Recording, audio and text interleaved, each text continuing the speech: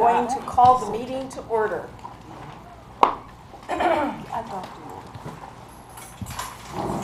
And I'm going to start by calling the roll. And I know Graydon is coming, but he is late today because he is attending a neighborhood meeting. Anna Gersh. Here. Anna Lemler. Kaz. Cecilia. Dwight. Here. Graydon is late. Janet Haynes. Here. Lauren. Here. Lori, I'm here. Marquand. Monica Harold. Here. Munira Harrison. Rich Friedman. Here. Rich Sobel. Here. Robin Stevens. Here. Sumi. Yep. Okay.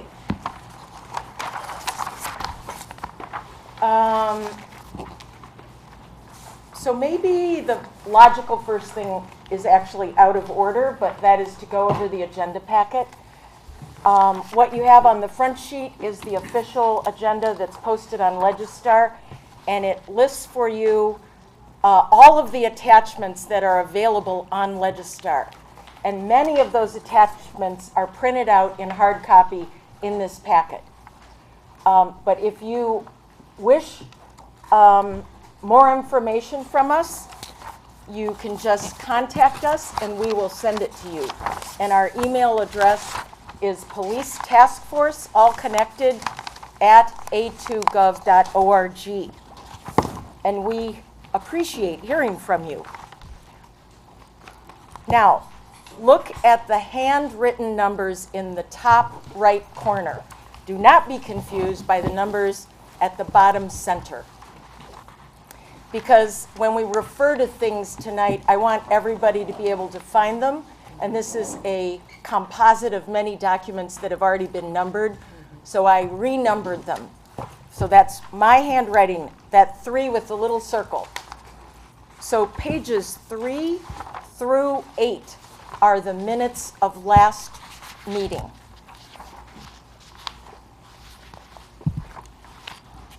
Now, this is a weird part because I had to backtrack and I had to label the next section 8A through H because I left it out, but I wanted it to be in this order. So A through H are the revisions that were proposed on sections 3.3.2 through 3.3.10.2. And I want you to note that there's a blue section of ink, although I apologize, it may be faint. And that is the plain language translation of what is written in black.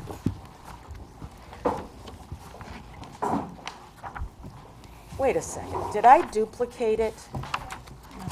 I did, so I didn't leave it out. So you can just disregard all those 8A through H. Okay. So 9, That's okay. there's a lot of scrambling that happens right before these meetings. 9 through 16 are those proposed revisions, and they're very important. 17. We may or may not get to this tonight, but page 17 through 19 are excerpts from the original template of the end of Article 3. And we have not discussed them yet at all. We have been focused on the meat and the center of Article 3, which deals with incident review. And that's what we'll be doing tonight, first and foremost. And if we're fortunate enough to make headway and we can get to page 17, then we will. Otherwise, you have it for the next time we meet. Page 21 is a message on subpoena power that is on Legistar, on the Facebook page. Same for page 23, which is an additional message that also includes arbitration. Page 25 is a relevant piece because it deals with the Open Meetings Act, the city's resolution to the Open Meetings Act, and the Freedom of Information Act, FOIA. And all of those relate to public meetings, confidentiality, and the procurement of information. So that's why that information is there. Page 27 through 32 is your copy of an email that was sent to us from Transforming Justice Washtenaw on the subject of policies and protocols regarding police sexual violence.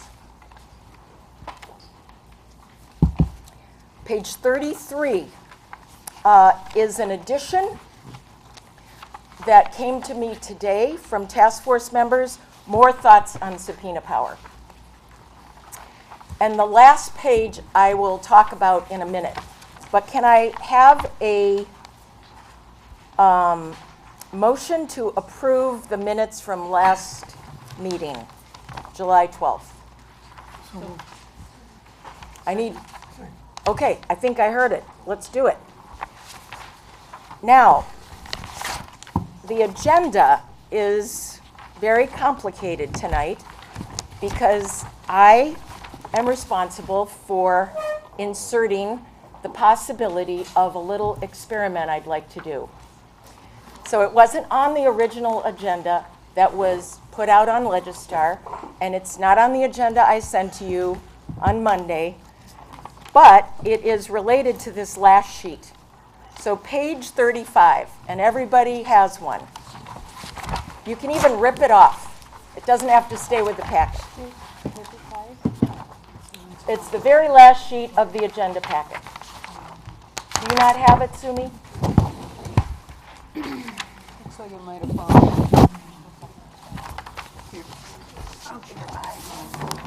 So it has been brought to our attention that there is a desire to hear from the voices of all of the task force members, and there is a desire that we bring more focus to the issues that are creating the most debate and discussion, and that we do this in a way that is as efficient as possible so we can move forward. And I have been advised by some experts who facilitate complicated group decision-making processes that this method might be of help to us.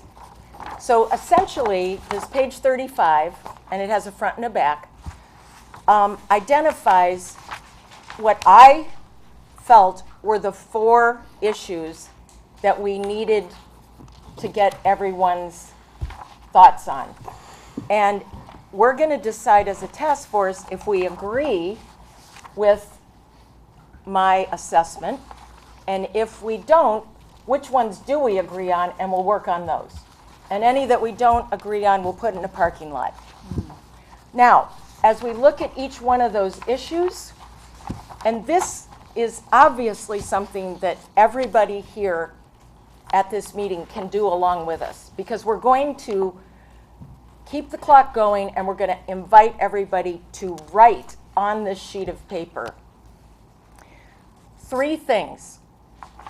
Usually we start with the middle one, the problem. That's generally how issues are looked at. From the problem, what we want to do is extract what is the core issue, meaning what is it we want to address and fix. So I gave an example. The problem is that complainants are often too scared to complain in the first place, and they're worried about retaliation if their complaint is made. So that's the problem. The core interest that I would have to address and fix that is to provide security and safety to the complainant. Once I've identified what the core issue is, Then I can go to the third one, which is, what's my solution? And the example I've given here is offer a trained advocate, offer a continuum of options and advice, create a complainant's bill of rights with recourse for actual or perceived intimidation or retaliation. So this is an example, and I felt like we needed a concrete example. It's not anything written in stone, it's an exercise. What I'm going to do, because the task force needs to decide, is ask the task force, given on this new agenda sheet that I gave everyone, do you feel that this is a worthwhile use of our time at this juncture? And would you consider doing this exercise tonight? And I apologize for not informing you all in advance, and if you feel that you don't have the capacity to participate in it, I respect that, but this was an experiment, and if you're game to try it, it doesn't lock us into anything, but it helps us bring out some of the issues, the core interests. We can see where our core interests overlap. We can see where they overlap with the community, and we can see the array of solutions. So what we would do, once we allot the time to do this writing, if we decide to do it, and which ones we decide to do, is we'll use that whiteboard there, and Janet and I will record everybody going around and reading what you have written. Not a speech, just what you've written.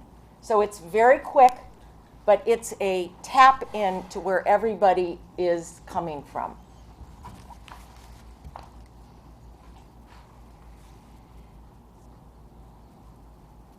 I'm not easy with you giving us something this late and asking us to respond in an intelligent way.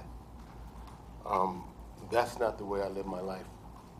I like to be much more thoughtful than to do something on the spur of the moment. That's my feeling. Okay. Thanks, Dwight. Other feedback? I second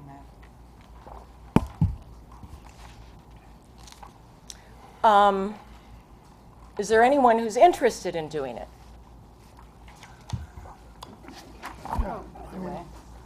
I'm interested in doing it, but I'm sensitive to the fact that there needs to be a consensus around doing it. And if the majority or even a substantial minority feel that they can't, then the exercise loses its value. But I think these are issues that we have talked around for a lot and would feel that we could put something down. But what I'm hearing, at least from some, and we have to honor that. Absolutely. Rich? I think these are important issues that we have to face, and I think it is important that voices be heard. But I wonder if we can. I think the way we left it last time, there are two in these sections that we discussed. I think there were two big issues that were left on the table. Maybe we can just discuss those directly. One was the question of subpoena power, which was raised, and then we as the task force never really discussed it. And the other was the idea of a procedure that was proposed by TJW in which information is gained from the police department through some intermediary, so somebody from the police, from the city attorney's office or lower level staff in the police department. I think those are the two ideas that we that were very much on the table, and maybe we can just discuss those directly. Okay, how do others feel? I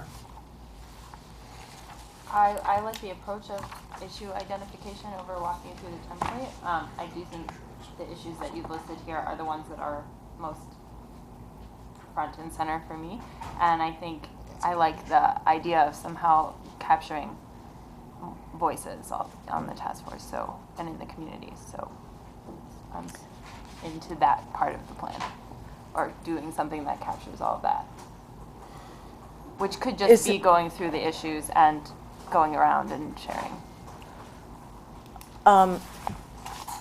Okay, others?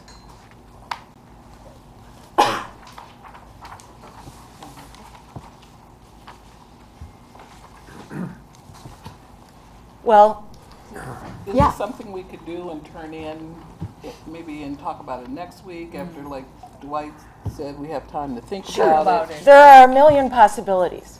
We can work on it after this meeting. We can share it publicly. We can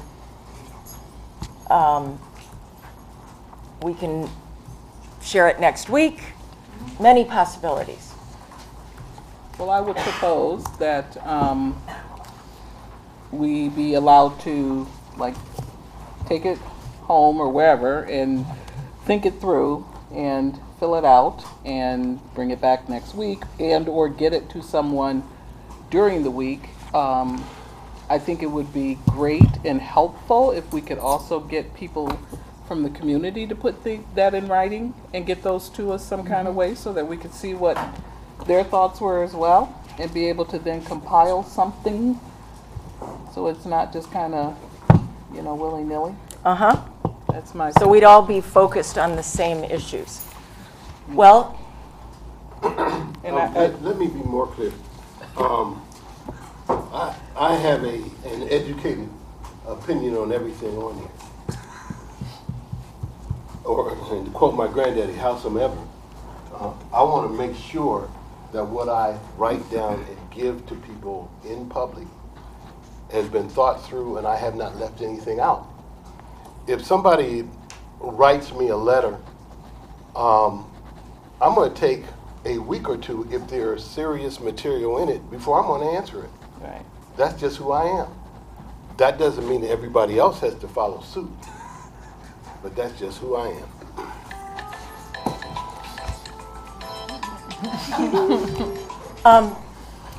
Sorry. No problem. Dwight, do I hear you saying that you wouldn't be able to do this in a week? No, you didn't hear me say that. Okay. You heard me I'm say checking. you heard me say that I would not want to do it in 10 minutes. Okay. If you put $1 million on the table, I probably could. I heard that. Well, I don't have $1 million, Dwight, so that's not going to happen.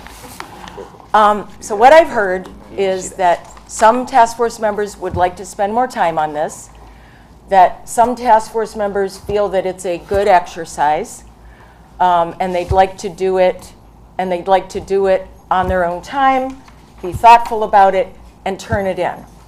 And then I've also heard that the turning of it in could all be to one person, it could be compiled, and that we would also invite the same input from the community who also has this, and we can put it on the Facebook page and on Legistar and get more feedback. Did I hear correctly? What I Okay. heard. Yeah? Yeah, that's what I heard. All right. I'd be interested in knowing how many community members. I would be interested in knowing how many of, or who of you in the community would be interested in doing this as well, so that we could hear from you what your thoughts are. In writing. In writing, So there's in no writing, mistake. sending that to us. Perfect. Yep, that's enough. Okay.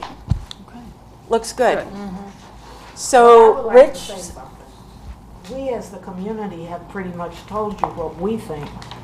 That's what, we need to know what you think.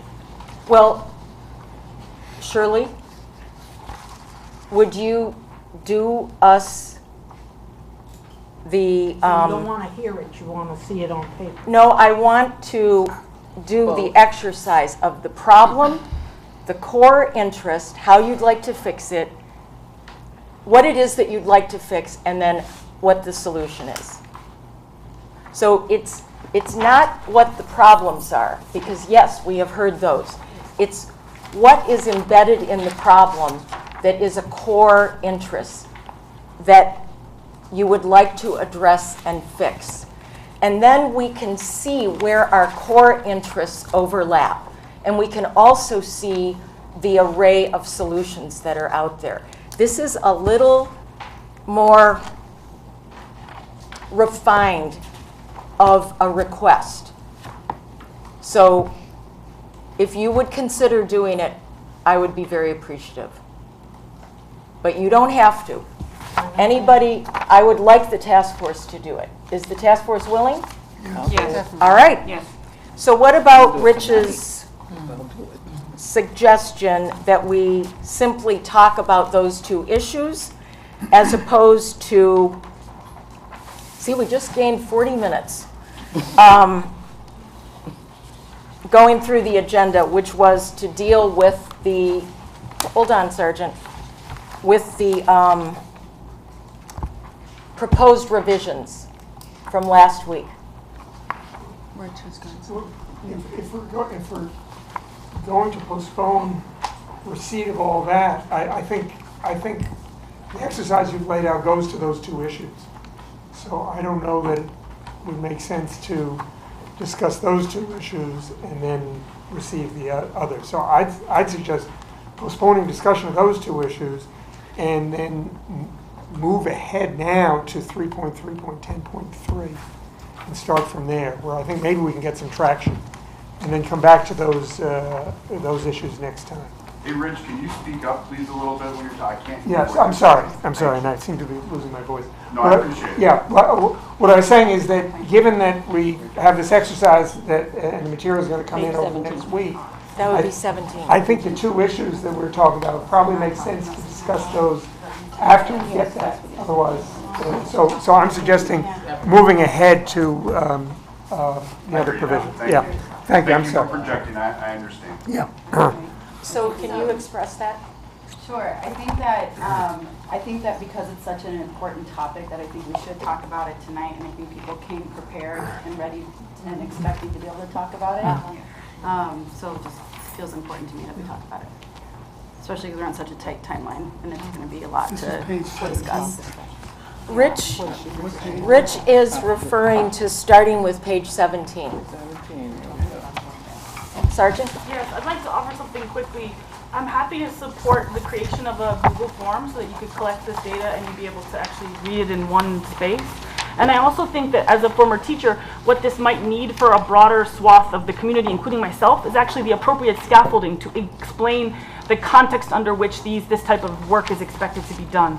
So if you pose in a form examples, often that will lead people to respond based off the examples. If you want people to brainstorm really freely about policing in these particular areas, there could be some tweaking to this. And I'd be happy to help support doing that work. One, so that the task force would be able to collect it via Google and you'd all be able to view the results in one place.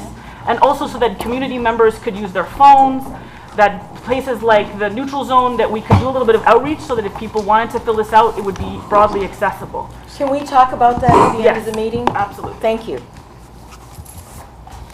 So I want to second Anna's comment about discussing subpoena power first before we move on. And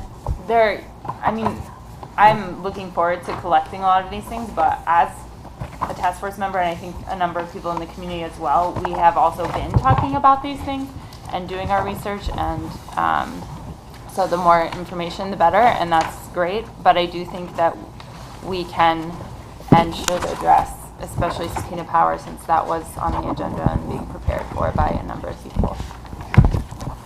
I agree. All right, well, shall we vote on that? What are we voting on? What we start with? Yeah. So there's been a proposal to start with page 17, which we haven't talked about at all, and to leave the discussion of subpoena power and access to information for next time when the responses to the worksheet have been compiled and collected. And then there's also a proposal to begin a discussion about subpoena power tonight. And to lead off with it? Yeah. Okay. So how many people on the task force are in favor of starting with 17?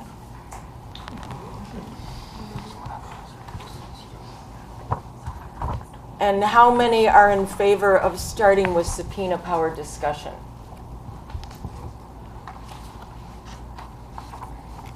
Well, more people want to start with subpoena power. Okay, so let's do it.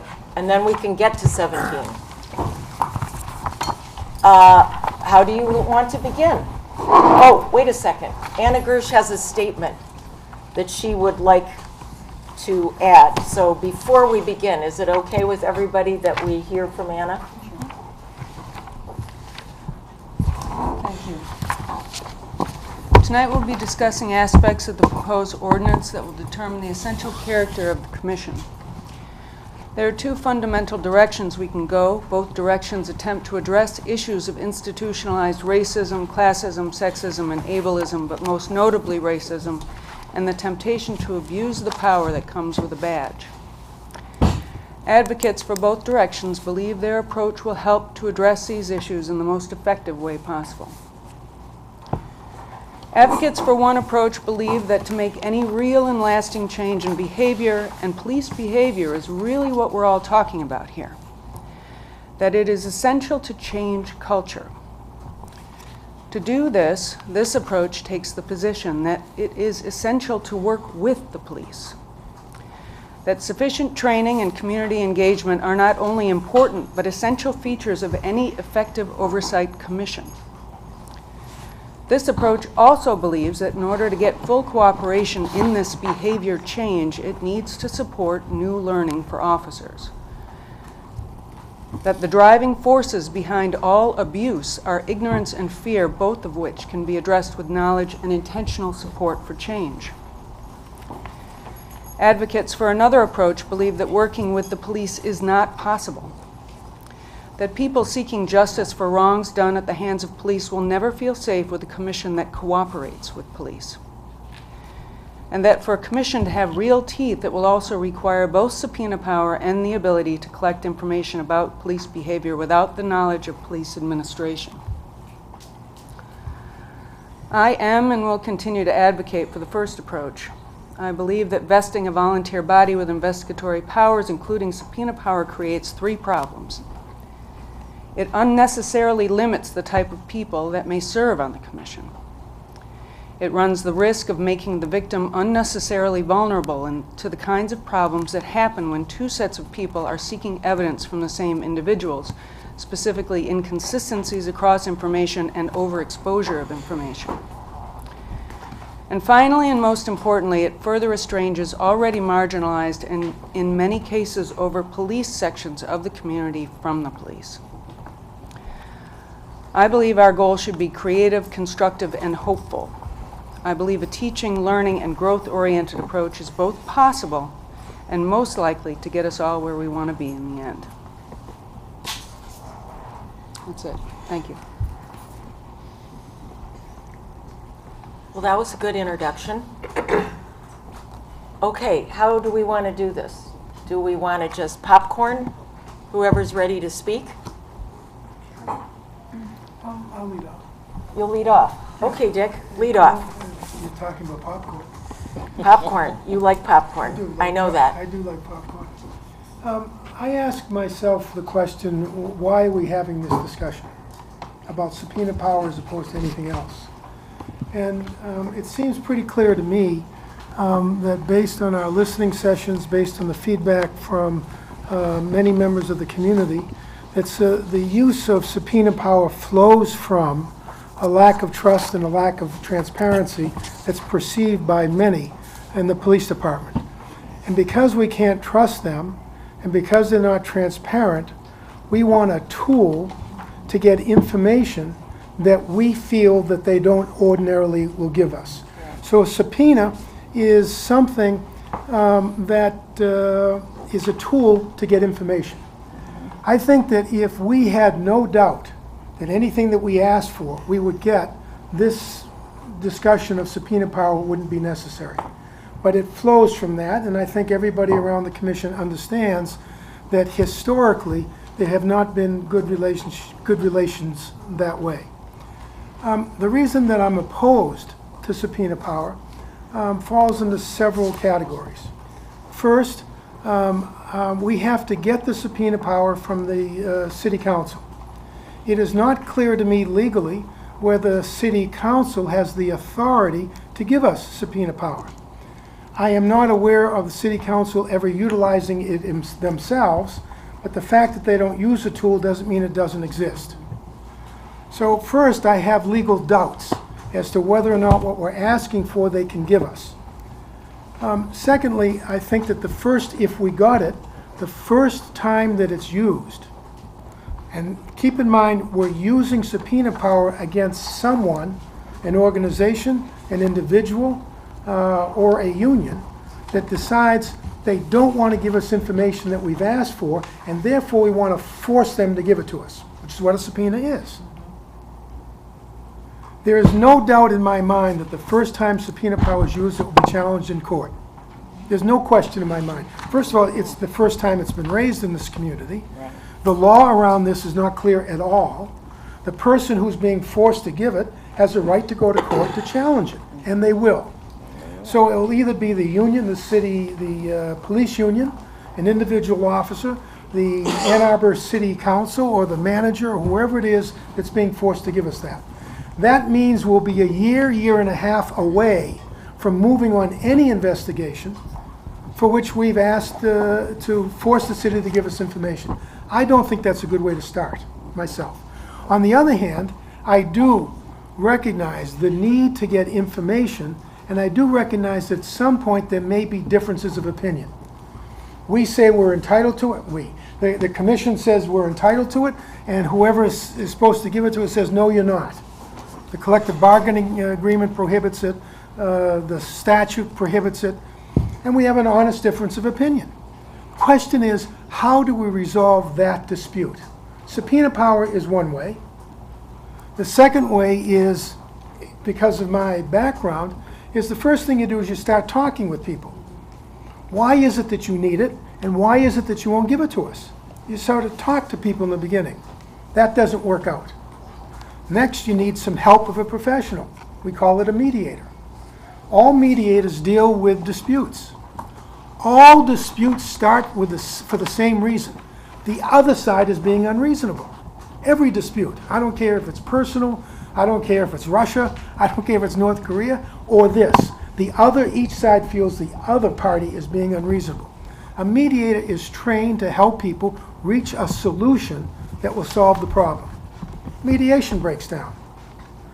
The other piece of that then is that if the city council and the commission agree that we want to have an arbitrator, and that is that the arbitrator would then come in and make a decision based on the dispute. We haven't got to this point, but I'll just foreshadow it. My own sense of this is that what would work in a better way than subpoena power is if we proposed that there be that discussion, mediation, and then arbitration. And that would either get us the information that we need, or someone would say no. It's the same with subpoena power. Just the fact that you issue a subpoena doesn't mean you get it. Subpoenas are issued all the time. Someone says attorney-client relationship. You're not entitled to it. Court says you're not entitled to it. So the fact that you have a device doesn't mean you're going to get it. Just means that you have the power, more power or less power to ask for it. I would hope, what I'll advocate as we go forward in this issue, is that we triage this from discussions to mediation to arbitration. That the city and the commission agree on a single arbitrator at the beginning, before there's any dispute. This arbitrator is going to decide all questions. It will be binding, so we don't end up with this 2 years in litigation. And it will be the same one, so that if disputes continue, we'll at least know what that person's attitude is. At the end of 1 year, parties agree, arbitrator's doing a great job, lousy job. We don't want him anymore. And I think that given the way that we're starting, because everything about this is brand new, I think it is a better approach to doing what we all want to do, and that is getting the commission the information they need in order to fulfill the mission that they've undertaken. That's my view on subpoena power. I would second that. Okay, Lauren? Or Robin, did you want to go? Oh, no, I was just saying I would second with Dick. Okay. All right, Robin. I mean, Lauren, sorry. The first thing I just wanted to mention is the statement by Anna is her opinion, not necessarily an introduction to this discussion, but her clarifying her opinion, which is fine. And we want to hear everyone's opinion, but I just want to say that that is your opinion. I did say I believe that. So I want to bring everyone's attention to page, hold on, 33.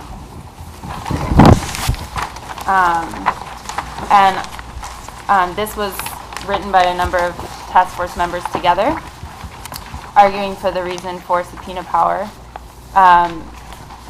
also explaining what that looks like for the commission, including the fact that third-party persons will not be compelled to testify, which was a concern brought up that we can easily handle by making that statement. And then some suggested language that we borrowed from the Transforming Justice Washtenaw document. So from what I think I know, the concern about whether or not we can actually get subpoena power, I believe that Rich sent a recent statement saying that he believes we can. So I believe that issue has already been looked into and affirmed that we could actually get subpoena power in the post that you sent. And considering that we're being aspirational, if there's a potential for getting it, that would be a way to be aspirational and ask for it. Also, when it comes to mediation and arbitration, my concerns are that we have a victim, someone who's been victimized, traumatized, who comes to the commission to have their rights and their needs, have someone stand for them, right? The balance of power is off. The purpose of the commission is to balance that power. If we have no power to say we need this information, and here's, if the police just decide for whatever reason not to, we have something we can do about that. If we don't have that, we literally have nothing to offer this person. If we do arbitration and mediation, from my perspective, this elongates this process in a way that may lead nowhere. I can't imagine the police saying, we're not going to give you this information because of this, this, and this, and then going to mediation and suddenly feeling like, oh, actually, sure, you're right. Now that we've mediated, all those laws that we're referring to are no longer true. You're right. When it comes to challenging a structure of power that has all the support, all the legal support it needs to say no to the commission needs some legal support to say no back. And arbitration and mediation, again, are like soft powers that would take tons of time and tons of energy and put the victim in the place of waiting for justice over and over again. And it would also potentially lead nowhere. So those are my thoughts on that for the moment. And I hope other task force members who have helped write this information about subpoena power, that you'll share what your thoughts are. Rich? Okay, excuse me. Sumi was also raising her hand. Oh, okay. I'm sorry. That's okay. I'm a non-voting member, so I guess I have less rights here. Well, no, I didn't see you. So after Rich, is that okay? Of course. Okay, so a few points I'd like to make. First of all, I know the ACLU talks about subpoena or legal mandate, and the ordinance itself, the partial draft that we have, creates a very broad legal mandate for information. And that's what we're talking about. Can the commission get information? And I felt from the very beginning it's an essential power of the commission to be able to get the information that it needs.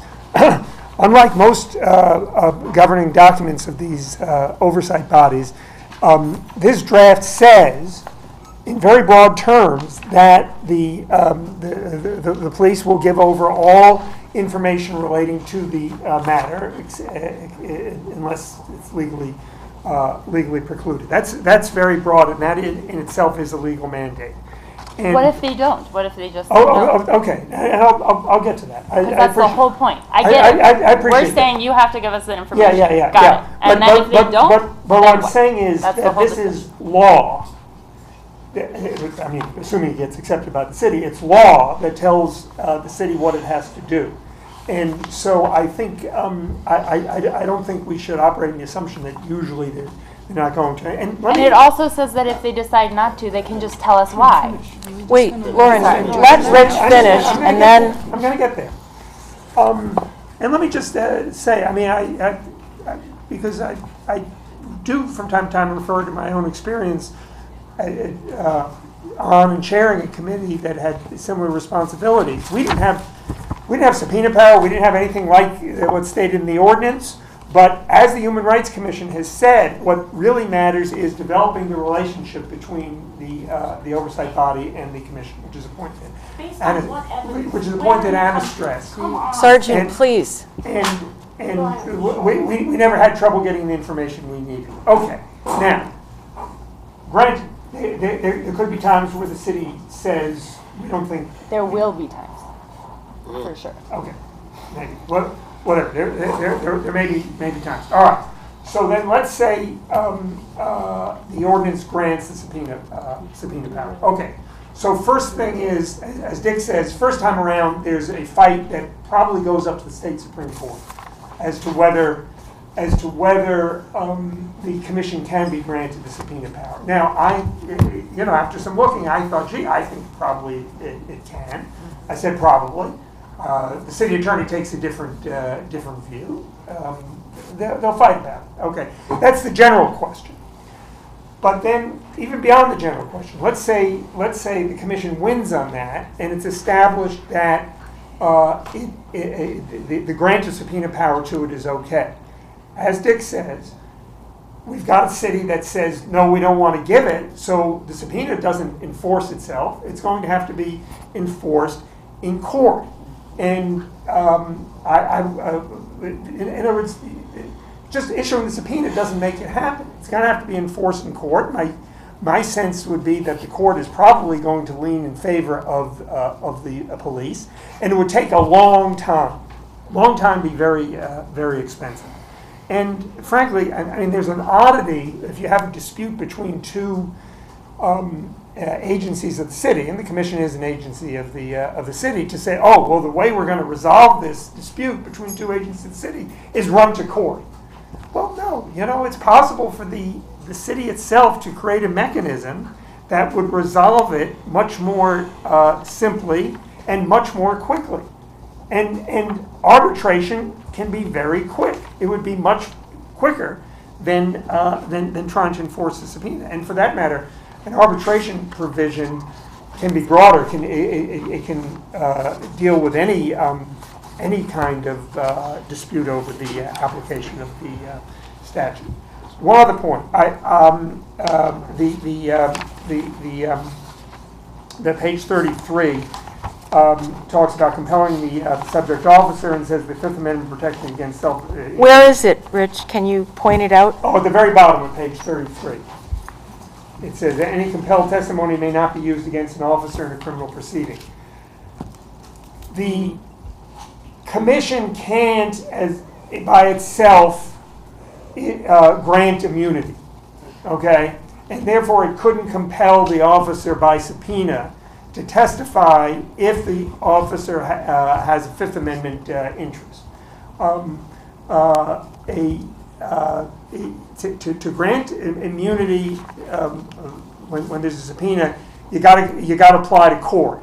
I spent some time after I got your statement today looking at the statute. I'm not even sure if the commission would have the authority, considered to have the authority to apply to court. If it did, the court is going to listen to the county prosecutor. Robin can correct me if I'm wrong, but I'm guessing most county prosecutors would not be happy to just have immunity granted. Now, if instead we do it as it's suggested, as it's provided in the template, where if the commission demands that the officer speak, then the police chief commands the officer to speak. Then under Garrity, which is this case that we've referred to, if the police chief says, if you don't speak, you're fired, then the officer can be compelled to speak. And if the officer says, okay, I don't want to be fired, I'll speak, the officer is protected. But just issuing a subpoena isn't going to compel the officer to give up Fifth Amendment rights. there are downsides to granting the subpoena power. And I appreciate the argument, why not in case it's handy. And I'm saying I don't think it's going to be handy very often because of the time it takes and all that. But I do think that it kind of makes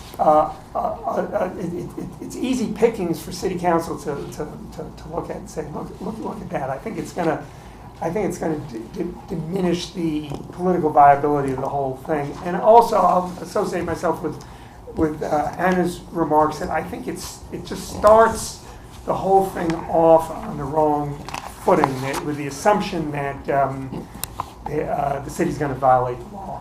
The police are going to violate the law. That we're talking about. We're not starting anywhere. It's already started with the history of policing. Like you're not starting fresh. This isn't a clean slate. We're starting a clean slate with this commission and this particular police. No, that's we're not. Can we please have some order? There will be a time for public comment. Sumi. Yeah. Okay. I don't actually subscribe to the kind of duality that Anna put forward. I know it's your personal opinion. Again, this is my personal opinion. And I too kind of have a hybrid notion of, I do understand racism and racial bias and all that, sexism too, whatever. It's cultural and educational components to it. Agreed. But there's also an underlying power structure, political economy, who holds money, who holds power. There's a larger issue too. So education and culture and all those soft things that we talk about, how it's kind of the carrot, right? I mean, there's a role to it, but we need a stick too. And I think that's what the subpoena power is. It's going to be a tool. That's going to be just a tool in the toolkit. And for me, without that, all that feel good about culture and getting together with the police and like having a relationship, I mean, I'm just kind of dumbfounded to think that we can just have that and everything is going to be okay just because we have this police oversight board without the subpoena power. So I would really like, and I think we should go to courts. I mean, if there is an issue about, why are we so scared to sue or go to courts? We should not be. If that's an issue, you resolve it at that, because we are going to set, I mean, Anna always likes to set the gold standard, right? I mean, let's set the gold standard in terms of a police oversight board, and if then the courts can tell us if it's illegal or not to have this in the toolkit. Isn't there any, this is a question, is there any other cities that have given subpoena power to their police? Yes. There are. Yes. There are. Yes. And in our statement it says, modeled off other similar commissions in other jurisdictions. And then we also say, used as a last resort. And one other thing that I wanted to mention that you were saying.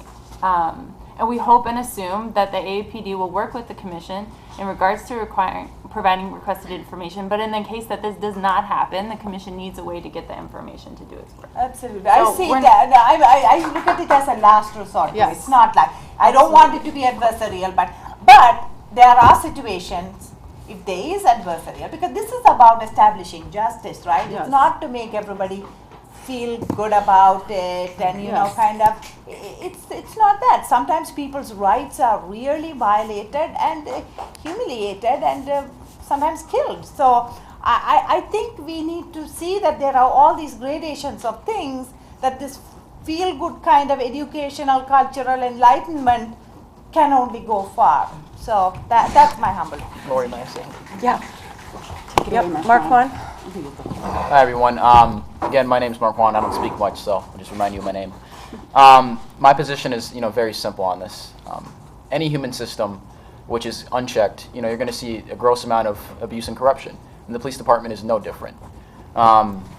So my view is very simple. The Commission might as well not exist if they're not granted power, if they don't have subpoena power. I'll say that. I don't want to even get into a debate and discussion as to, what happened 2 days ago. But I'll, What huh? happened? Oh, I was just talking to Anna. Sorry, my bad. Sorry. My view on this is that if not granted subpoena power, this, is just going to be a facade, an entire facade. People are going to go and volunteer for a term, on a commission that's not even going to have the proper tools and resources for them to be able to do their job. That's completely insane. That community members have put all this time and energy telling us what they want, that we as a task force have put all this time and energy saying that, expressing our views and what we want, and if, we still don't get it, it's insane that people are putting in all this time and energy, for what? For what? Yeah. Dwight. It's clear in my mind that I want to have subpoena power as a last resort. It amazes me to hear people talk about how time might be lengthened. We've been looking for justice since 1619. Thank you. So I'm not worried about it taking a year or two. You kidding me? You kidding me? I just came from a family reunion last week. Just got back day before yesterday. We trace ourselves from two slaves. When they learned that the Civil War was over, they got called to the big house. And the lady who was the mistress came out and said, y'all's free. Turned around, walked back into the building. They laughed, they sang, they danced all day. This was what my great-great-grandfather told my grandfather. And when evening came, they had no place to go. Where was that justice? Okay, we still waiting on it. So don't tell me it might take a year or two. I don't care if it's with an arbitrator or it's with subpoena power. That is not the issue. The issue is justice, period. That is the issue. And if you cannot say binding arbitration, and if we still feel that we are being stonewalled, we don't have anything else but to say, oh, well, next. Are you serious? So thank you, young man. I appreciate you. I mean, I'll just add that, Emmett Till's case was just reopened, right? So no matter how long justice takes, we got to move forward towards it. Justice only moves at the speed that we do. A year, 2 years, 3 years, whatever. You just want justice.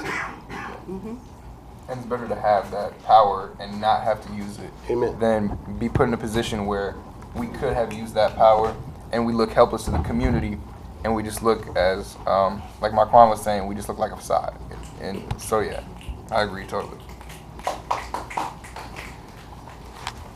I also agree with what Dwight has said. I believe very strongly that we need to have subpoena power and it needs to be in the toolbox. But I also am hopeful that we can start with the two sides coming together. I want subpoena power to be a last resort, but I want subpoena power. But starting off with the two sides coming together and talking. And then if it goes to mediation, it goes to mediation. If it goes to arbitration, then it goes to arbitration. And I agree, we've been waiting a long time. So another year, 2, 3 years matters not, as long as we get to where we're trying to go.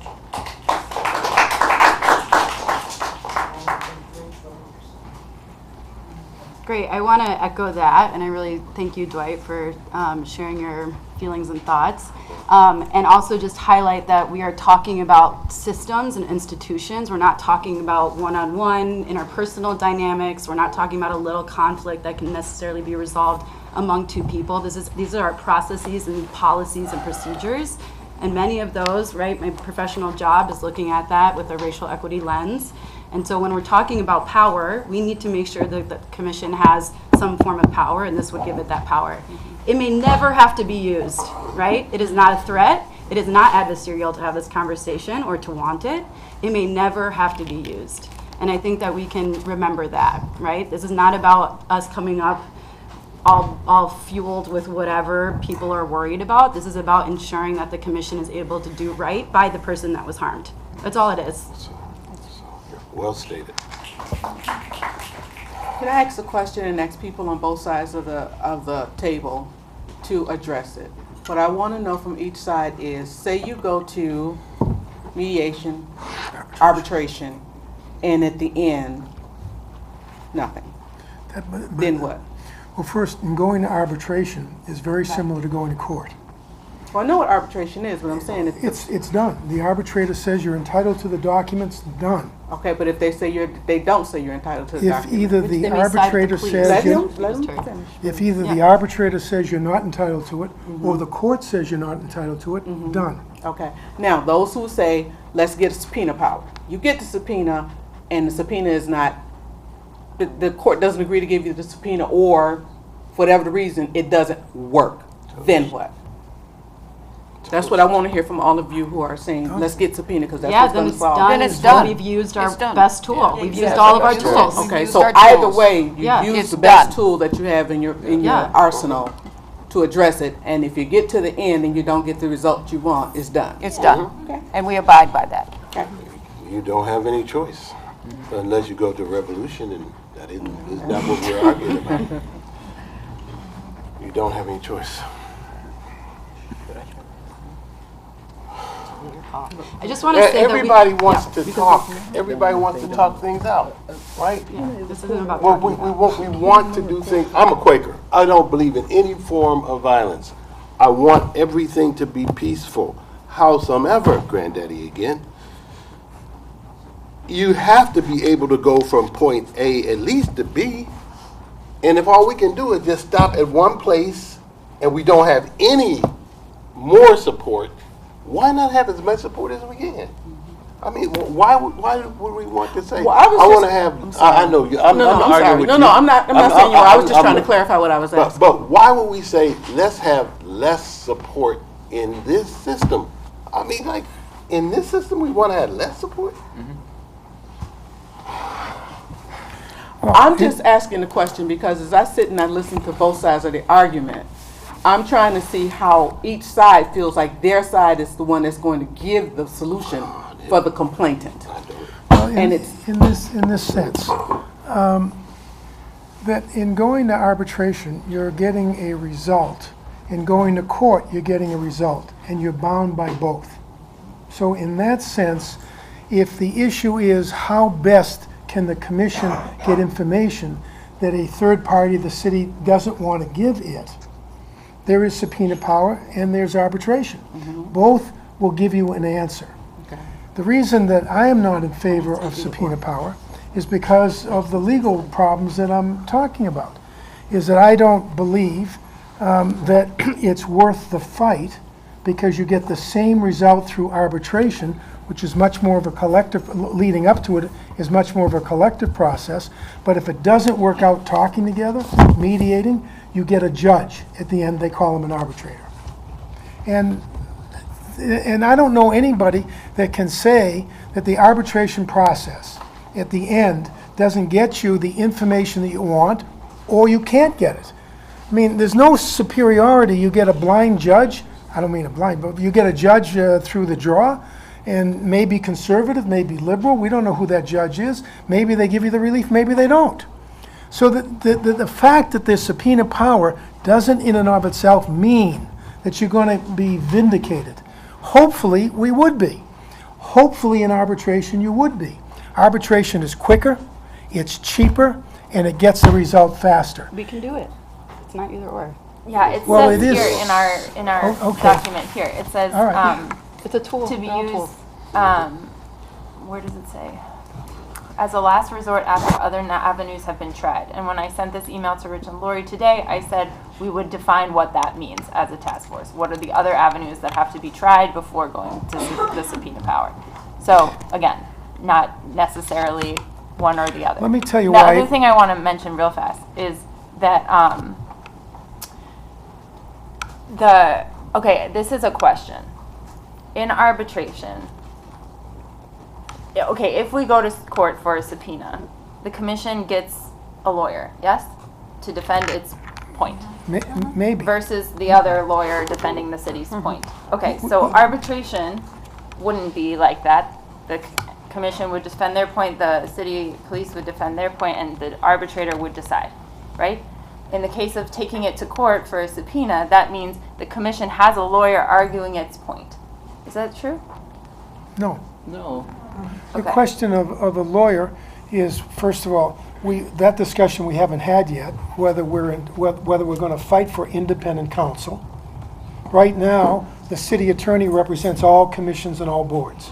What we're saying is part of the independence is we don't want, or the argument for independent counsel is we've already had the city attorney weigh in on this issue and doesn't feel the subpoena power.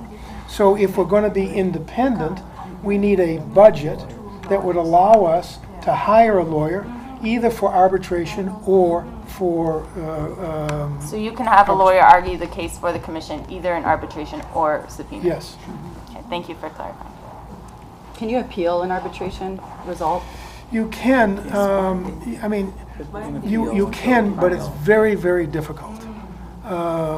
But as a general rule, if you're talking about general rules, 98% of them aren't appealed. You can appeal the decision on subpoena power. Right. I mean, both can be appealed, except in arbitration, they're very, very narrow grounds. That's why people want to go. And it's possible that we could agree that whatever the arbitrator says is binding, no appeal. There's agreements, arbitration agreements that say that.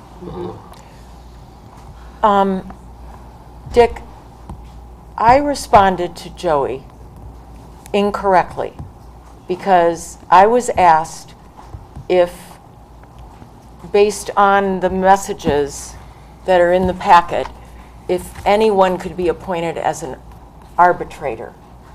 And then I talked with you further, and you explained to me why it was that in most likelihood it would need to be lawyers who were involved.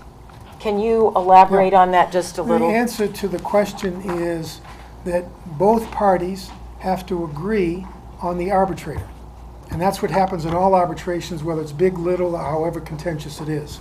You can agree on a non-lawyer to be an arbitrator. You can. Any one of us could be arbitrators. But in a case like this, where you're going to be interpreting contracts, statutes, legal documents, parties tend to default to lawyers to do that, only because of their training, but it's not a requirement. It's an agreed upon process. And so there are some situations where there are lay people, people with MSW degrees that can be an arbitrator. So that's something that part of the negotiation. I don't know if that answers your question, but why is it that you can't give the commission both powers and allow for them to decide which it is that they want to do? Like, you can have both arbitration as part of the toolkit and subpoena power as part of the toolkit and give them the discretion to decide which they would prefer to go to. under that scenario, I don't want us to get into just me dealing with it. No, I have that question. Yeah. But I have an It's answer. about having multiple tools. Is this Yeah. in order? What? Is my speaking in order, Chair? No. I'm sorry? Who's the chair?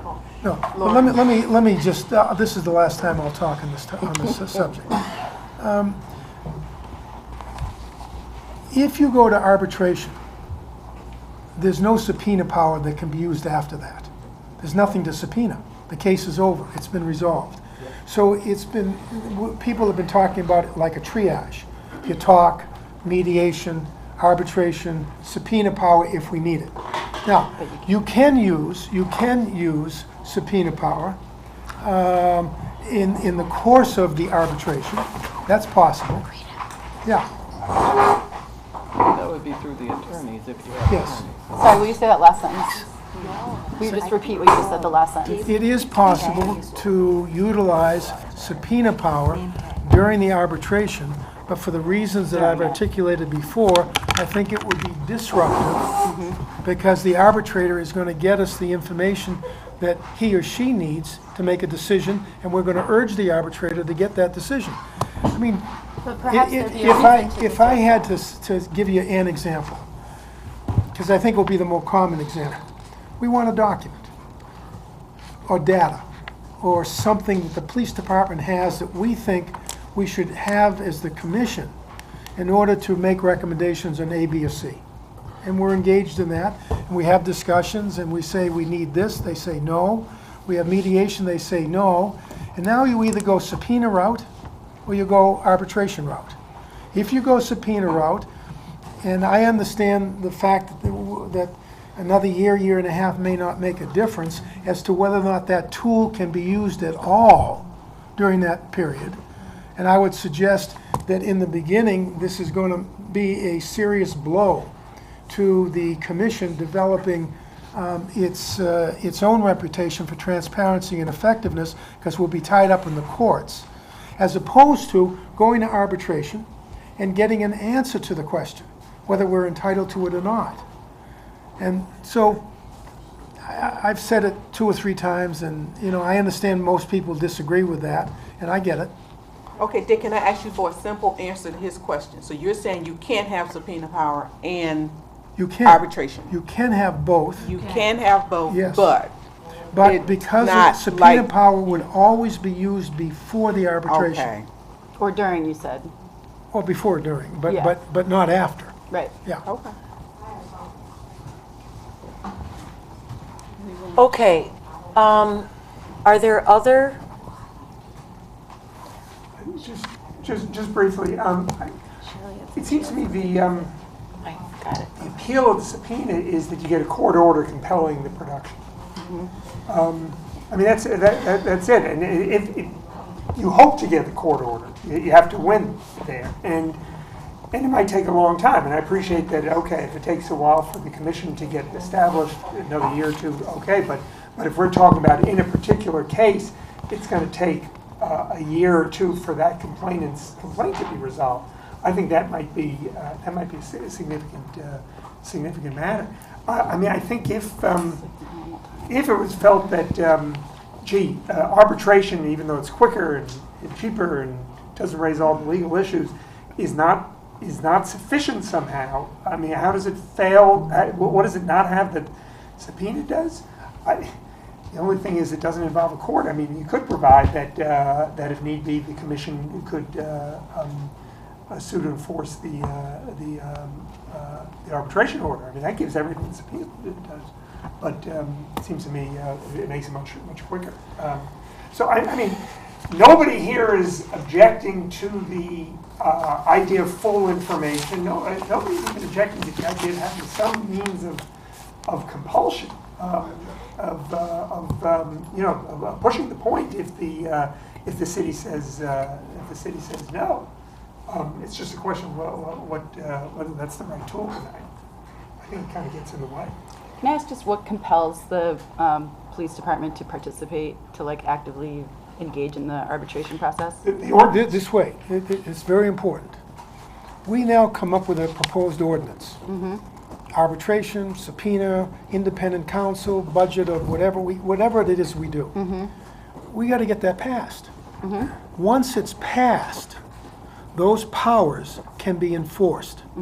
If the city gives you subpoena power, to the extent that a court would validate it, you got it.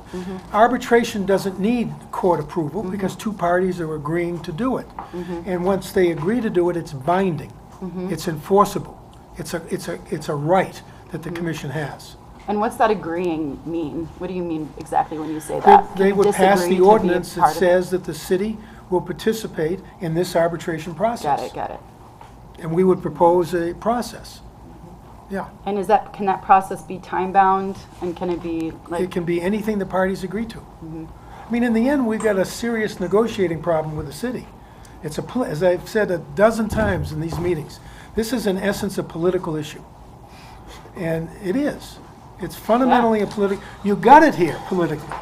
People organized to get it here to this stage. Now we've got to go back to city council and say this is our best judgment as to how the commission can operate, and in this instance get the information it needs to do its work. We're just having a disagreement not on the end result, but what's the best path of doing that. I think part of the point is we don't have to choose the best path. We just give them all the path options to choose themselves. And why not give them all the tools that are available in the toolbox? And then they can choose. Are there other task force members who would like to speak on this? Should we open it to public and then come back? Didn't we agree that we were going to be aspirational and we are not going to second guess and say, does the city council have the political will to pass this or not? No, we should, if we feel this is what is needed, we need to put that in the toolkit and then. So this is, so this is definitely one of the public meetings that I am going to watch the video of very carefully, because there's a lot of content to what has been shared by the task force. And I believe that there is a flag-like nature to the word subpoena power, and that it is in the ACLU's recommendation, it exists among other boards, and it is a real thing. What I've learned tonight is what the downside of subpoena can be, and I've also learned that a choice can be made about using arbitration or subpoena power at some point in the road. I don't think the issues are disparate. I think we have one issue, all of us. And so there's a lot of detail in what's been shared about the implications of one choice or the other. The fact that we know that City Council is not going to be pleased with us asking for subpoena power is in the realm of our decision to be aspirational. So those are my remarks at this point, and I'd like to hear from our audience who have indicated they have a lot to say. Sergeant and Amber, you started to speak earlier. Just raise your hand after this. And I think it'd be good to come up to the table if you're willing. Because then you're on mic. Yeah. You can sit in the chair or stand at the mic. Hi, everyone. Hi. My name's Amber. I'm with Cause. So I want to say that I am a trained and certified mediator, and my master's is in conflict resolution. And I think that you should grant the commission subpoena power as a tool in its toolkit, as everyone has said. And I just want to emphasize the fact that both mediation and arbitration require that you have, require that you have two parties sitting across from each other, and it takes a very skilled mediator and arbitrator to equalize power between two groups. So this commission is going to have nowhere near as close to the powers that AAPD has. It's not going to be funded, because you've said that. It's not going to have a $26 million budget. It's not going to have people who walk around the city with weapons who have access to information about everyone's address and things like that. And so what I'm urging you to do, I know you're writing a supplemental document or something explaining this to the commission, is that if they go the route of mediation and arbitration, they need to find mediators and arbitrators who are skilled in balancing power. There's a thing called social justice mediation that specifically trains people in those skills, and I would urge you to find those people. Thank you.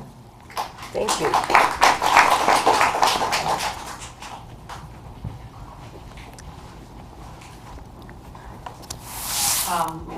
I want to real quickly go back to the very beginning when Anna Gersh said fear and ignorance is what causes bigotry. Fear and ignorance isn't what causes bigotry. Bigotry is what causes fear and ignorance. The thing that causes bigotry are systems of oppression that we all grow up in and are exposed to constantly. I do think education is a necessary component in addressing bigotry, but I also think something has to happen to make someone receptive to education. As a social justice educator who has changed racist minds, there has to be some sort of skin in the game.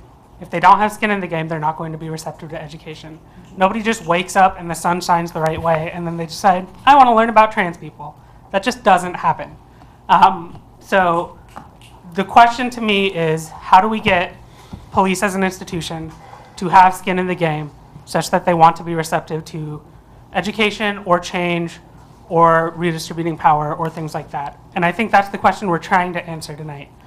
Subpoena power is one tool in a toolkit to create skin in the game. Arbitration is one tool in a toolkit to create skin in the game.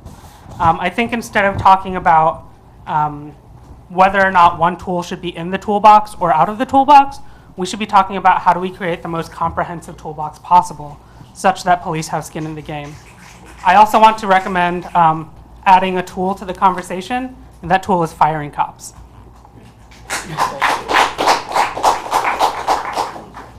Next. My name is Sergeant Donovan Smith, and there's a few things about the conversation that are ongoing that I'd like to point out. I mean, one, I'd like to say, Anna, that I find entirely problematic how the conversations start with you giving a lengthy statement, one that's not based on any evidence anywhere in the country. It's ahistorical. Both of you continue to refer to times when Sergeant, let's not attack the people. Let's deal with the ideas. It's not an attack on people. The point of views are racist and problematic, Lori, and we disagree, and I apologize that you find that offensive. But Anna admitted at an earlier meeting that she's cooperating with the police on an education program. She's invested in this point of view, and it's deeply racist. And it gaslights community members who say that police do them harm, when she continues to say it's relationship-based. And I think it's worth pointing that out. And I don't think that's a personal attack. She agreed to participate with whatever expertise she thinks she's bringing to the table. And she comes to every meeting telling everyone in this room with so much more experience than her that she's wrong. Rich tells everyone that in his experience as a white man, people just give him information. Those points of view are of no value to this process. And I think it's fine for me as a white person to tell both of them to take that racist bullshit somewhere else. I don't find it to be fine. That's your opinion. It is, and you're... Well, I'm the chair, You Sergeant. can't. You're going to silence public comment? I'm not silencing you. I'm asking you to not attack people. I'm not attacking people. I'm attacking the words that come out of their mouths and their racist behavior in these meetings, and the way in which it actually silences other task force members who have incredibly valuable insights, because you gave her a statement at the beginning when you knew other people in this room had wonderful things to say, and it was the first meeting they were going to really get to put forth their point of view. It's problematic. It's problematic how it was facilitated, and it's problematic what she said. I'd like to know how it is you're working with police, Anna. What's the program you're running with police right now? Are we having a conversation now? Is that how? If you're working with police, I don't understand how you're on this task force. Every one of us has had meetings with the Ann Arbor She admitted in an earlier Police meeting that she Department. was setting up a training program, so I'd like to know how she's working with police. And I think that's a reasonable question, Lori. I have worked with 2 of the youth members. I asked how you were working with police. Let Please her don't bring answer youth the members into question, that. Sergeant. Sergeant, I am really trying to answer your question.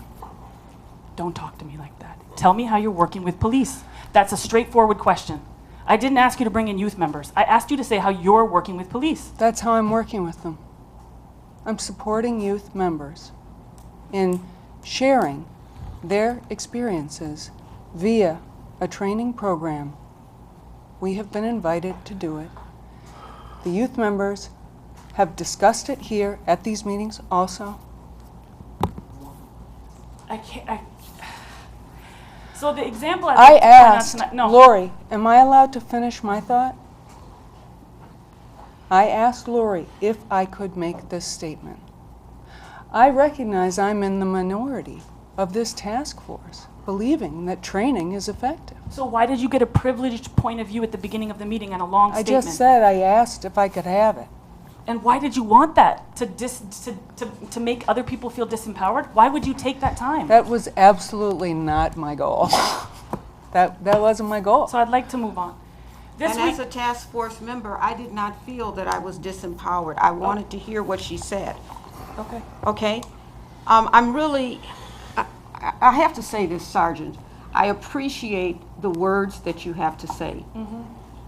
And I recognize that there are feelings, there are thoughts, and that you come with information that you would like to share. But I find it offensive that you call out people just because they're white and you feel that because you are white, it is okay for you to do so. We are all trying to be respectful of everyone sitting in the audience and everyone sitting around this table.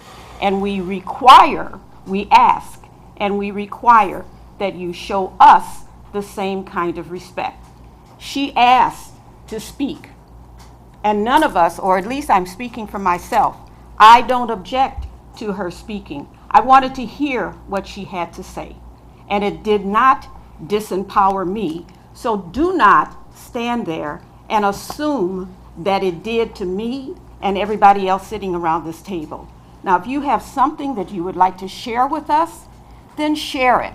But do not call them out or anybody else on this task force. I am sorry, Task Force Member Haynes. I did not intend to speak on your behalf, and I understand how it may have come across that way, and I apologize. I apologize for that. This week in New York, the police officers that killed Eric Garner began the disciplinary process to charge them with some kind of police misconduct finally started. It's, I think, 4 years after the fact. The city of New York does have what's called a power to compel testimony, but it's incredibly difficult to enforce. And what we found across the country is that increasingly cities have been asking for a subpoena power or stronger powers to do this work. These things are untested. Ann Arbor would have to be a vanguard in some sense. These court cases haven't, in the case of Newark and Miami, police unions brought cases against the subpoenas to police officers, and they won because state laws protected police officers in those situations. So I'm not an expert on the law in Michigan or what would happen or what this process would take. But it's clear that the current processes all over the country aren't bringing justice. In the case in New York, what's been revealed recently is that Eric Garner wasn't selling cigarettes. He had broken up a fight. That police were surveilling the neighborhood based on housing complaints because of gentrification and the data processes the police have. So the needs for investigation go far beyond the needs to actually prosecute the men who killed him. It's to understand the entire system that was putting cars on the road, that were patrolling his neighborhood, and that were carefully surveilling his behavior as a black man in Staten Island. And hopefully something will come out of that case, but maybe it won't. And I think to what people have been saying tonight, we have to empower the commission to do whatever possible. There aren't case studies. My fundamental argument with Rich and Anna is that they refer to things that don't exist, that it's actually false that talking to people has solved these things. As Vidya pointed out, there are deep structural problems with a historical legacy that goes hundreds of years. And the case that the commission for the university has talked openly to Rich, there's no evidence that that has anything to do with it except that Rich is a law professor at University of Michigan. It could be that they're more transparent, but we can't take his anecdotal experience as a very powerful, privileged white man as evidence that the commission will have power in the absence of some legal mandate. And that's what I was trying to express. My work, and I really apologize if I have offended many of the members of the task force, my work here is actually to provide visible support for those of you who are fighting for this. And I will aggressively challenge white people, but I take your feedback very seriously, Task Force Member Haynes. Thank you.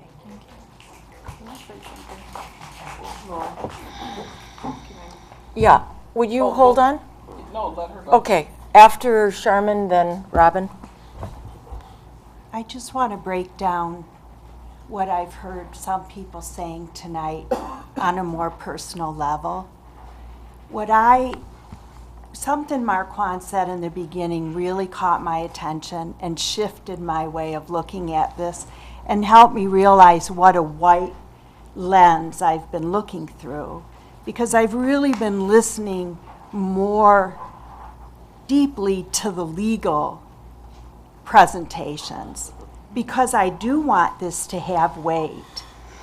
And I realize that that's been carrying more weight and being given more time in this group. And I think that's something that I would ask that the legal perspective people, who I deeply respect for the work they're doing, and that we need a legal foundation, but that they make sure that the concentration isn't on a legal focus. Because what Marquand said to me was, if we want this commission to be credible to the people who are going to come to it for help, it has to have power. And the power of the commission has to be significant enough to balance against the power of the city council. So it has to have subpoena power. No matter what that means or doesn't mean or how many years, in the public's eye, it has to be perceived as equally powerful. And we have heard this city administration and leadership shut down so many people and treat them so rudely and disrespectfully. So if this commission doesn't have the power that you're all seeking, the highest standard, and go forth that way, go to the city council. Let the public be there with you fighting that battle. Many of them are up for a re-election, so it's a perfect time to go to them and say, we're not going to vote for you if you don't support this. The other thing I wanted to say that Marquand made me think of is, who are you going to get to be on this commission? If people who really want to make a change, like Dwight, I just know you've been on the Human Rights Commission for years, you've been plugging away. Do you think Dwight will consider bringing his experience and his historical perspective to the commission if it doesn't have as much power as it can have? And there are other people in this community that if they see it as a sham, if they see it as a political maneuver by the city to get people off their backs, they're not going to be on it. So go for it. That's what I want to say. And also allow enough time for the historical perspectives and the voices of the underrepresented, the youth, the people of color. And I just want to say one thing to Rich, is because I really respect you, and I don't think we'd even be in this place if you had done the work. People aren't talking about you as Dick Sobel and Richard. They're talking about you as privileged white men. And when you go into a meeting or when you speak, it's a different experience, what you're used to, from anybody who's not U of M educated white male. So please don't take it personally. I know it's really hard, but we're just talking about your identities. Okay? At least I am. I'm not going to say me, but okay. I think that's very important what was just said, because looking at it how we have been looking at it, and I believe that, you know, this commission was formed so that we could further help the community and further give the community a greater voice.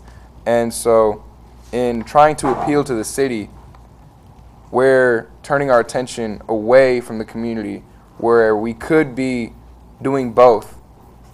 But mostly, I think that we need to focus on the community, because if this commission is trying to appeal to the city more than the people that it's trying to help, then that just takes away the whole purpose. And that's just my say. Wait, Robin and then Rich. All I wanted to do was to ask people to take a look on the Michigan legislature, and I know you said, you know, we're too legal about it, but we have to be. That's my training and experience. If you look on the Michigan legislature, section 15.243, section 13, it talks about all of the things that are exempt under the Freedom of Information Act. You cannot override that. You can't override the federal Freedom of Information Act. And specifically, and I'm just going to give some of the top things that might be for people who are thinking of the subpoena power. Here's where the subpoenas are going to be limited. It says these records are exempt, investigating records that interfere with law enforcement proceedings. If it deprives a person of a right to a fair trial, unwarranted invasion of personal property, disclosure of law enforcement investigative techniques or procedures. So there are already built into the Freedom of Information Act some things that a subpoena is not going to get. And if these are the kinds of information that we're anticipating having to get, and we've already got a federal law and a state law that prohibits that, then we really need to decide whether or not the subpoena power is even relevant, because if these things have already been, exempted, it's a non-issue. That's all I'm saying. So I would encourage everybody to read that. If you don't understand it, call one of the lawyers, and they'll be happy to talk to you about it, and make sure that you understand where the exemptions are, and if that's the things you're looking for, the law's already said you can't get it. Can you repeat What's it, the section? Robin? It's the Michigan Legislature's page, which is just, I think I put in legislature.michigan.gov. It's section 15.243, and it specifically starts with section 15 as it applies to law enforcement. Okay? Thank you. And those are the laws that are created to give power and be behind the city and the police. So we're supposed to create the laws that stand for the community. And if you, so I understand that there are laws there you that must we're going to go have to and come get up the against. legislature to overturn this, because this is the law. Right, and we're going to challenge the law sometimes for the Awesome. community. Awesome. Okay. Okay, Go so for it. Rich and then Shirley. I'll tell you my greatest concern. I mean, if we write into the proposed ordinance subpoena power, for the reasons I've said, I don't think it would make much difference in the way the commission operates, because I don't think it's as good a tool as others. My chief concern, frankly, is that if the city council, which I expect, says no, we're not going to go along with that. My concern is that some of the feeling is going to be that therefore the commission is toothless and not worth having. And I don't think that's right at all. I think that what we have in mind, which is unlike, so far as I know, any of those places that grant subpoena power, is a clear statement in the ordinance itself of an obligation under law of the city to provide information, which I think is crucial. Okay? And yeah, there may be times where the city doesn't give as much as the commission would like, even if there's no other compulsion. But you've got the law and you've got the political force behind it. Because just as people here are able to create a political force here, you and successors will be able to create a political force later. It's not just my anecdotal experience. I mean, that's also what the Human Rights Commission said on canvassing a wide array of places, that the information depends on building the relationship. And we're backing it up with a clear legal mandate. Even apart from subpoena power, apart from arbitration, we're backing it up by saying you've got to give over the information. That's what matters. So if it doesn't go through in the end, I don't want people thinking, oh, well, it's worthless. That's my biggest concern, frankly. Okay, go ahead. No, Shirley's after. No, Shirley. I pointed to him. If you would like to give your spot to Shirley, feel free. I just have a quick question. So if you get a court order saying the police have to provide such and so a document, and the police don't provide such and so a document, they're held in contempt of court, somebody's going to jail. If you have a binding arbitration that says the police have to provide some document, the police don't provide that document, what happens then? Do they go to jail? Or does it go to court and then they get a court order? Or is it another step? Another question about the Freedom of Information Act is that my understanding is that things that you can get under the Freedom of Information Act are things that just any general member of the public can get.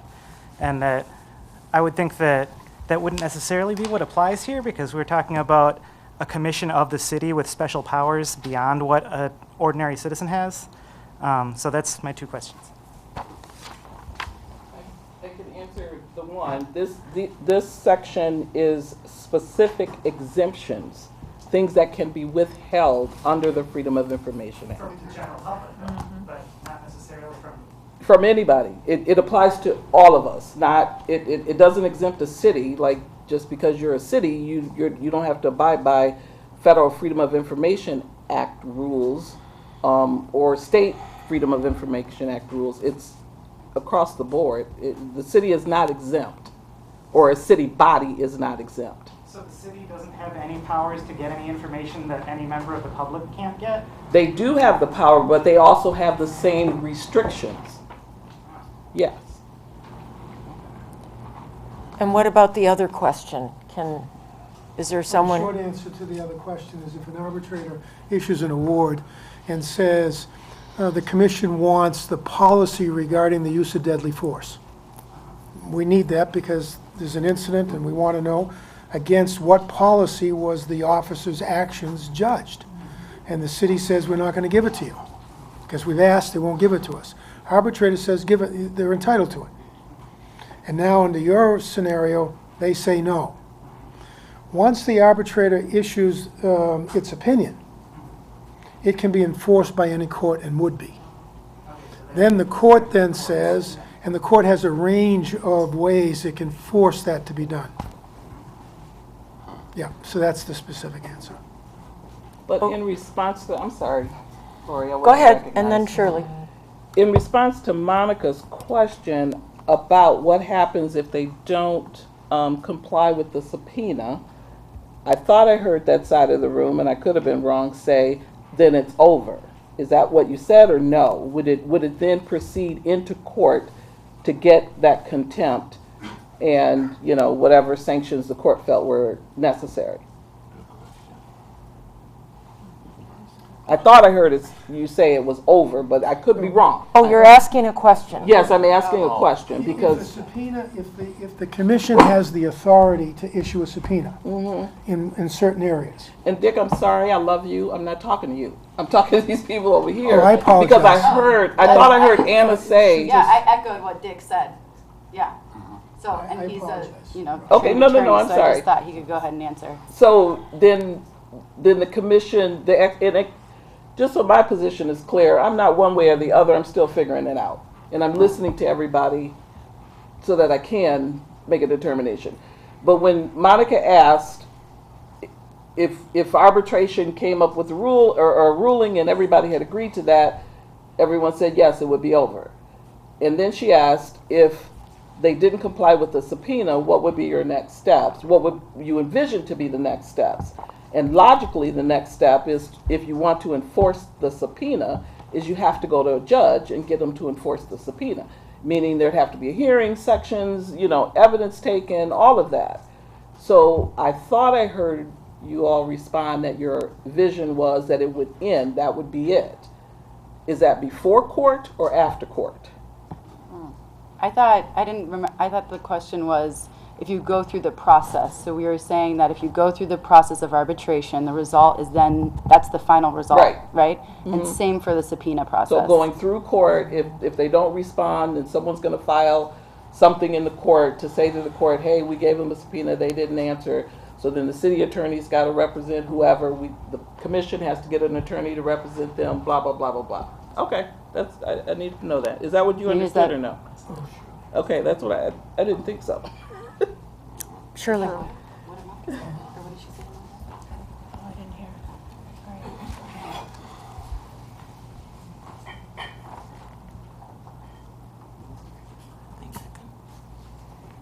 My name is Shirley Beckley. I'm just going to give you some background, because y'all don't have enough background on how we even got here. I attended Human Rights Commission meetings for over 3 years. I remember Sumi when Dwight was writing the document about all of this and how we would handle all of this.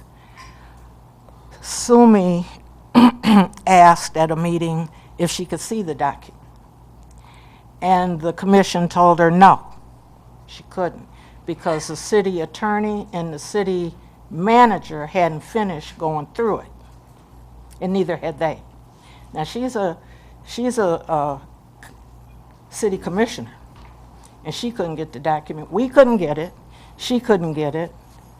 So just to let you know about our frustration, that's part of the frustration. We can't get what we need as citizens. And so we've gotten to this point, and it just appears to me and some of the other community people that we're going around in circles. Some of you want to cooperate, some of you don't. And that's how this kind of crap works. But there's a woman that was killed 3.5 years ago. There's a woman that was killed, a mother of 3. Now, the city don't really want to talk about that and doesn't talk about it freely. We have to come up here and talk about it. And that's how you all got up here. That's how you got your so-called positions. Through us community people arguing and fussing with the city and the Human Rights Commission. And then we're sitting here arguing still with you because you got all these legal heads and whoever else. I don't know who else. I don't know everybody's position.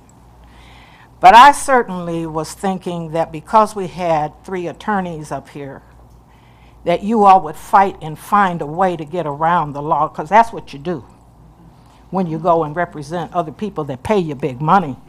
You find a way around the law. But you ain't doing that here.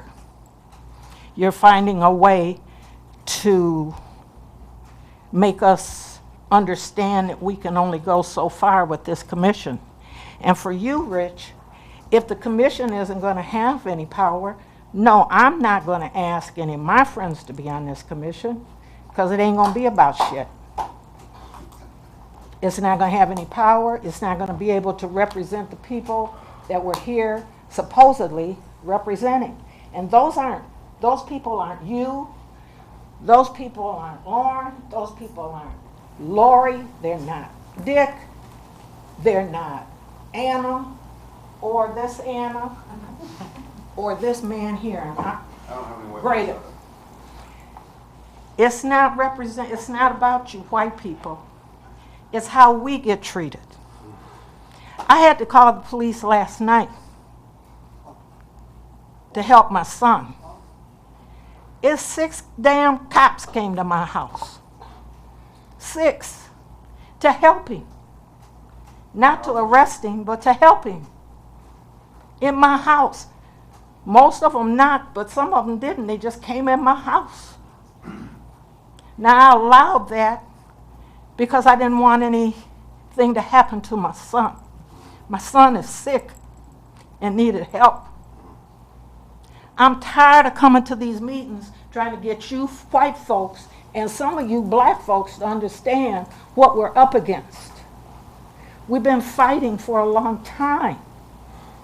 And as Dwight said, 2 or 3 or 4 or 5 more years ain't going to hurt us. We're used to fighting. I know I am. I ain't going to sit down and quit fighting yet. But you don't understand what it is we're up against. And I don't understand the fact that you don't understand why you're not listening better to us. If we can't get people, the City Council and the Human Rights Commission as a whole, to listen to us, then how do you think we feel that this commission is going to help when we can't get the task force to get on board? It just doesn't make sense. What makes sense is we don't have to win. We're used to losing. But at least give us the tools to fight. That's all we're asking for, is the tools to fight. You wouldn't understand nothing like that because you don't have to go up against this shit like we do. But you don't want to listen either. You act like you got some kind of, you all know, and you don't know. You want us to trust the police. Let me tell you how that ain't fair. We fought for more than 3.5 years. We started this fight back, well, way before 1970, but I'll start at 1970 when the police came into West Park shooting. We asked for this police commission then, and we didn't get it. And here we are in 2018, still fighting for this, having this commission, and you want us to trust the police in a matter of 5 or 6 months. You want us to just put our hands down and say, okay, we're going to go with you and we're going to trust the police and the city manager and the city attorney. That's not going to happen. That's just not going to happen. So I don't think you're being fair to us community people. And I was going to give up this fight, but there's something in me I can't give up yet. I got kids, I got grandkids, and I ain't going to turn them over to you all to destroy them without a fight. And if you don't understand that, you need to get your ass off this goddamn commission or this task force. You don't even have it named right. You call it the Ann Arbor Police Task Force. It should be the Community Task Force. We're the ones that asked for it. You didn't ask for it. We did. And you're treating us like we're against you. We're not against you. We're not against the police. But if our police were so pristine, we wouldn't even be up here having this fight. But they're still making mistakes. And they're still arresting the wrong people as we still meeting. So what makes you think we ought to be trusting? Where is this trust supposed to come from? Tell me that. Where, Anna Gersh, where am I supposed to get this trust? Am I supposed to respond? Is this a conversation? You don't need to ask them. I'm talking to you. I'm trying to respect the process. I'm grateful that you've asked me a direct question because there is something I've been curious about. I have been listening very carefully to what you have said and what Sergeant has said and everyone who's spoken here. It's incorrect to assume that I've just sat back and ignored people. That's just wrong. But I really do believe that if behavior change is what you want, you have to invest time and training. I don't believe it's some sort of magical thinking to think that if you spend, we wouldn't have race dialogues, which are very powerful, if we thought that you couldn't teach people how to understand each other. You mean the race dialogues we had here? No, I'm talking about there were some great ones in Ypsilanti. I didn't go to the ones in Ann Arbor. You were here. I thought we had some discussions here. No, the listening sessions, no. There was a series of race dialogues. The point I'm trying to make is that I don't think that suggesting training to change behavior is magical thinking. I really don't. I don't consider it just a sort of way to blow off and pretend that and mask my cooperation with the police. I really don't think that. I really believe in training. If it's done well, it does change behavior. And what Shirley is saying is when it comes to the police, you're wrong about that. That's what she's saying. Yes, I have been listening. I have the floor, Sam. So I don't know what else to tell you. Was there another question you wanted me to answer? Well, you haven't, you've made a statement, and I hear you. But I just don't think, in order for that kind of dialogue to go on with the police, we have to have some trust. We, in the community. And that's not there. So how are you going to bring that together? I'm not sure yet.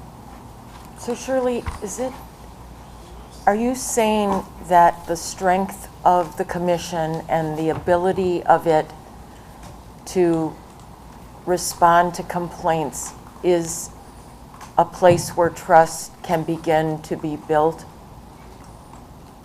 I don't know. It depends on how the commission is going to be set up. But my concept of the commission would be that that commission would have an attorney that they pick to get around some of these laws or these obstacles. But the people, we have to have some kind of way to fight, not fight, but go to, if we have to go to court, however we have to do it, we have to have an avenue that we can take to make a complaint against the police. Right now, we don't have that. We either go to Mr. Lazarus and make a complaint or to the police. Not the police chief, because you don't get to talk to the police chief unless you're somebody special. You go and make your complaint and then they do whatever they do with it. So all I'm saying is if you're going to have this commission, you've got to be serious about it. And I don't think all of you are serious. I think some of you are enamored about being on this task force and think it's some kind of feather in your cap. That isn't what we set this up for. Okay. You didn't set this up. We set it up. The community set it up. And we fought to set it up. So if we have to still fight to continue to set up a decent kind of commission, I'm dedicated to do that. I'm not going to let you and nobody else on this task force tell me when I can talk and how long I can talk or nothing else. That's not your position. You're supposed to be working with us, not against us. And it feels very much against. Lori, may I share something?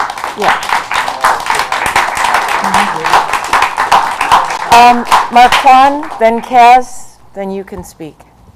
I was going to stay silent, but I feel obligated to speak on this. It's not public comment? Sam, if you want to speak, get in the queue. She just said that it will be momentarily. Yeah. So 2 days ago, I was in my friend's neighborhood. I'm not going to reveal the location, but it was in Ann Arbor. And it was broad daylight, and I was visiting him, and so I stepped outside to make a few phone calls. And I was out there about a half hour. Now, mind you, these are apartments. So I wasn't in the parking lot, I was in the street, off the property. So after about, 20 minutes, a man walks up to me, a white man, and he asks me to state my business. Do I live out there? What am I doing there? I said, well, I'm on the phone. And I was, talking back and forth, between the gentleman and I, on the phone, and, this man who approached me. And so, obviously I say, I'm on the phone, what are you doing out here? I'm out here visiting a friend. And so he asked me, what's the apartment number? And I said, well, what's your apartment number? This man says, well, I'm maintenance. Now, I've worked on a few projects with maintenance, so I knew he was lying. But on top of that, he was wearing sandals and some shorts. So you're maintenance, and you're asking me what my business is, and I've been out here since 7th grade, almost every week to visit my friend. So he says, you know what, you're on private property, you're trespassing, I'm calling the police. Call the cops. I told him, call the cops. And so I told, the gentleman who I was on the phone with that I had to hang up and I had to go inside. I decided not to run. And that was the first time I didn't run from the cops. You don't need to clap for that. No, thank you, please. That was the first time I didn't run from the cops. But I went inside of my friend's house and I said, you know what, I'm going to wait till the police get here because I want to see what they're going to do. I want to see how they're going to respond. And I went in there and I sent my friend out there to go and check. He says this white man had a knife and some rope. Now, when he walked up to me, he didn't have either one of those things. He just had a cell phone. Why did this man have a knife? Why did this man have rope? Why did he call the police? What constituted the emergency, right? These are questions going on in my head. So anyways, he says, all right, man, the cops are out here. You want to go? You want to go and check? And so I go out there to talk to the police officer. This white man's already gone. I was wondering where he went. We had this conflict. You tell me I'm not, I can't be around this place. What's going on? He's already gone. Talk to the cop. The cop told me that this white man had said that it was just a misunderstanding. So, I asked him, are you going to do anything about it? Oh, sorry, there's nothing we can do about it, He said, I can't control if you're being racist or if he's being racist. First of all, as a man of color, I can't be racist. I wield no institutional power. But he asked me, but he said, you didn't do anything wrong. You have every reason to be out here. And I'm thankful that I didn't get shot. I'm thankful I didn't get frisked. I'm thankful I wasn't handcuffed and put in the back of the car. But that's still not enough. That wasn't justice, because this man got to walk away. Now, I know, I asked the police officer, why'd you let this man, why'd you let this man walk away? What happened? He said the white man posed as maintenance to him too. And the officer believed that this man was lying. This is what the officer told me. He believed that this man was lying to him. Now, I know if I told this officer a lie, I know where I'd be, right? Now, he had a weapon on him, and he lied about his position. He lied about his business in that neighborhood. Why was nothing done? Now, I could have recorded the situation. I could have turned this into this, that, and the other. I didn't. But I mention this because I just want you to dwell on it and to think about it, of why we might not have trust. That's all.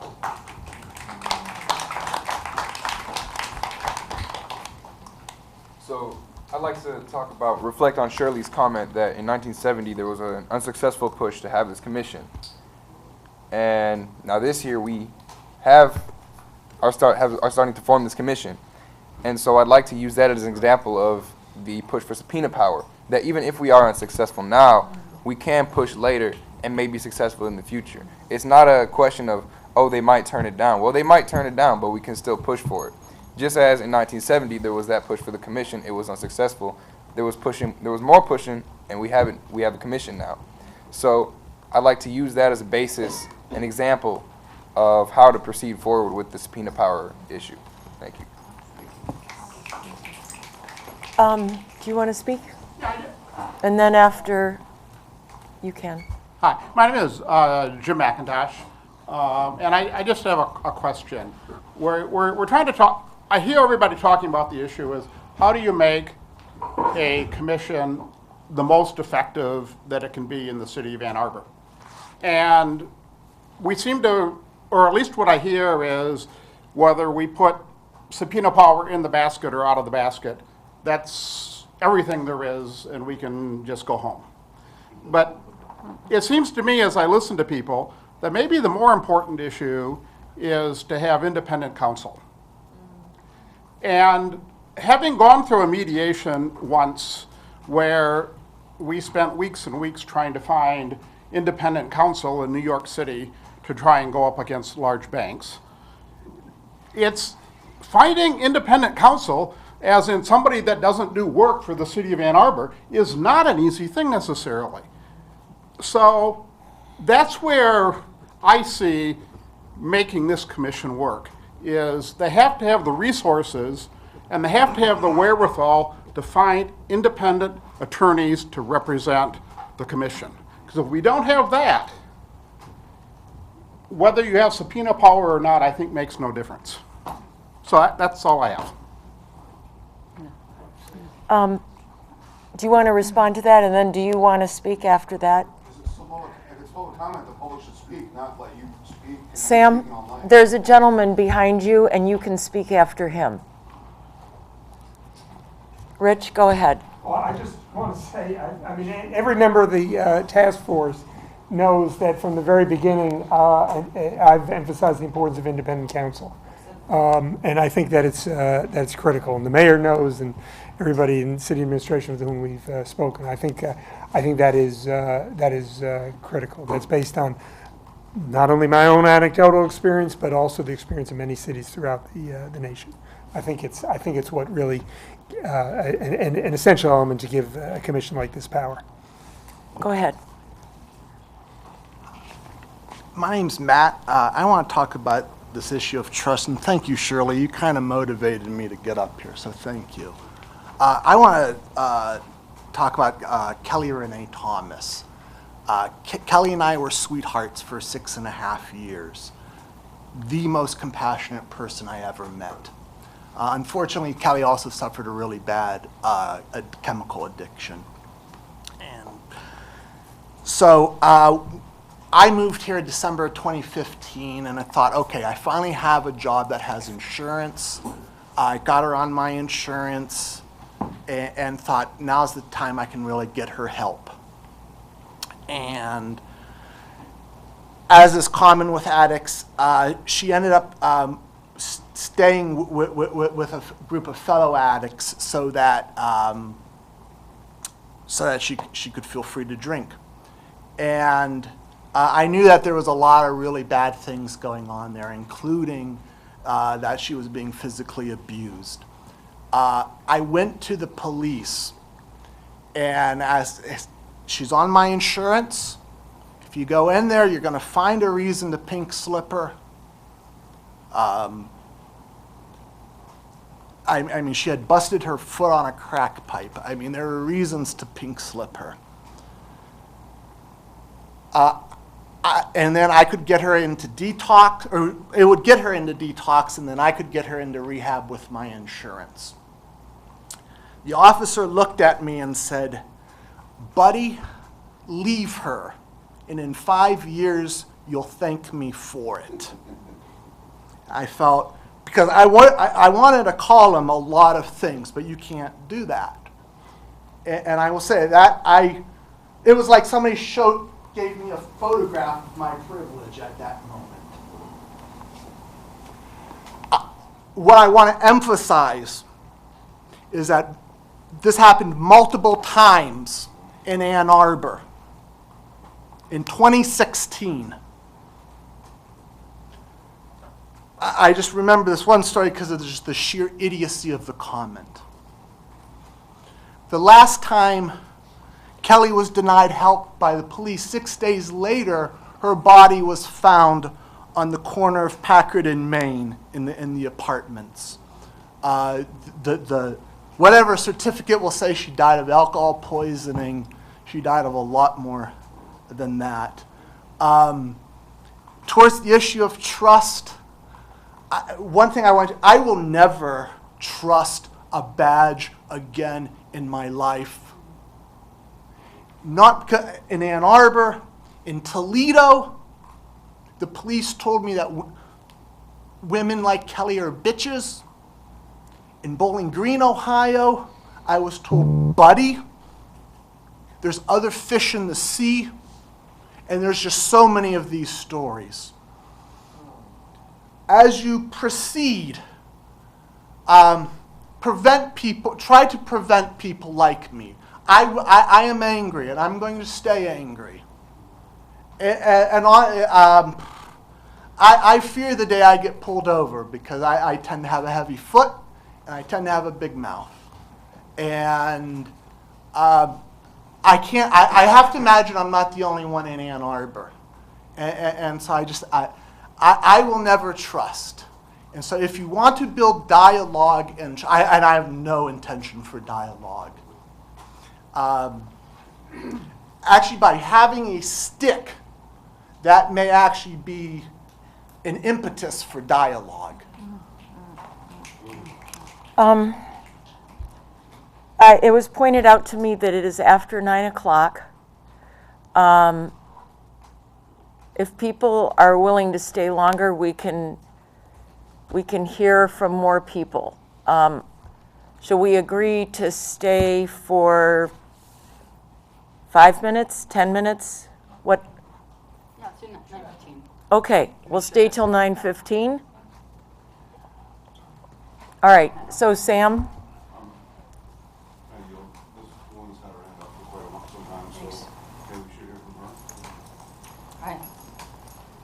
My name is Margaret Flews. I was born in Ann Arbor. I'm sorry, I'm not talking to you guys. I'll talk to you later. They want the mic for the public meeting. Oh, I'm sorry. My name is Margaret Flews. I was born in Ann Arbor. I spent most of the Obama administration in Arizona writing Arizona Prison Watch. And since coming back here, I've just had a few observations. I came back here about 4 years ago, about the time Aura was killed. I also have a mental illness. My mental illness came on in my 30s, about 10 years after I'd been working in the community towards my social work degree and working with people who are homeless and mentally ill. And can't tell you how many petitions I signed to get people the help I thought they needed, how many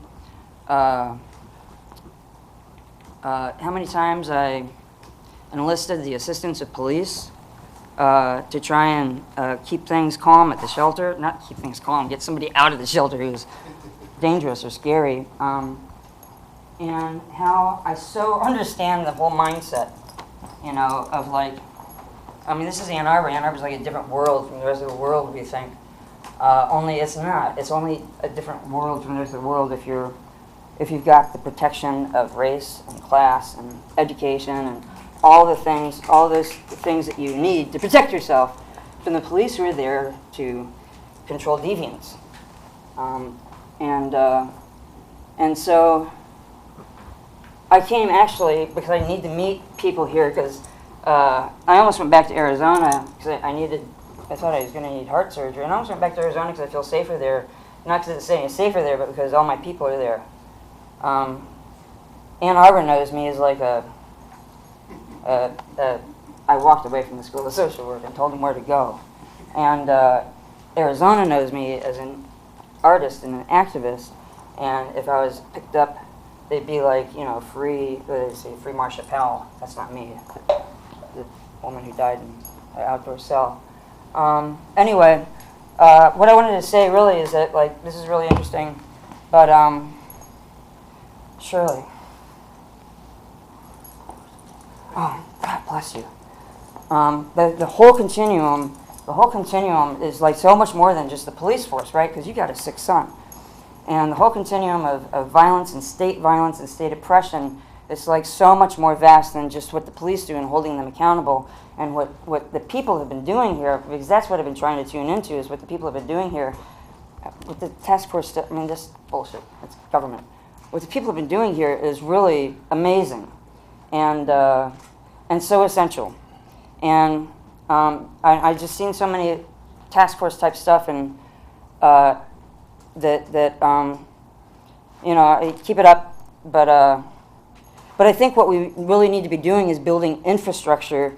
As far as like when people are traumatized by the police, they need therapists who know how to deal with state violence. Not a therapist who's going to like give you some lecture about individual responsibility and your substance abuse issues, and that's why you keep coming to their attention. No, it doesn't matter if I'm drunk or not if they kick me in the teeth.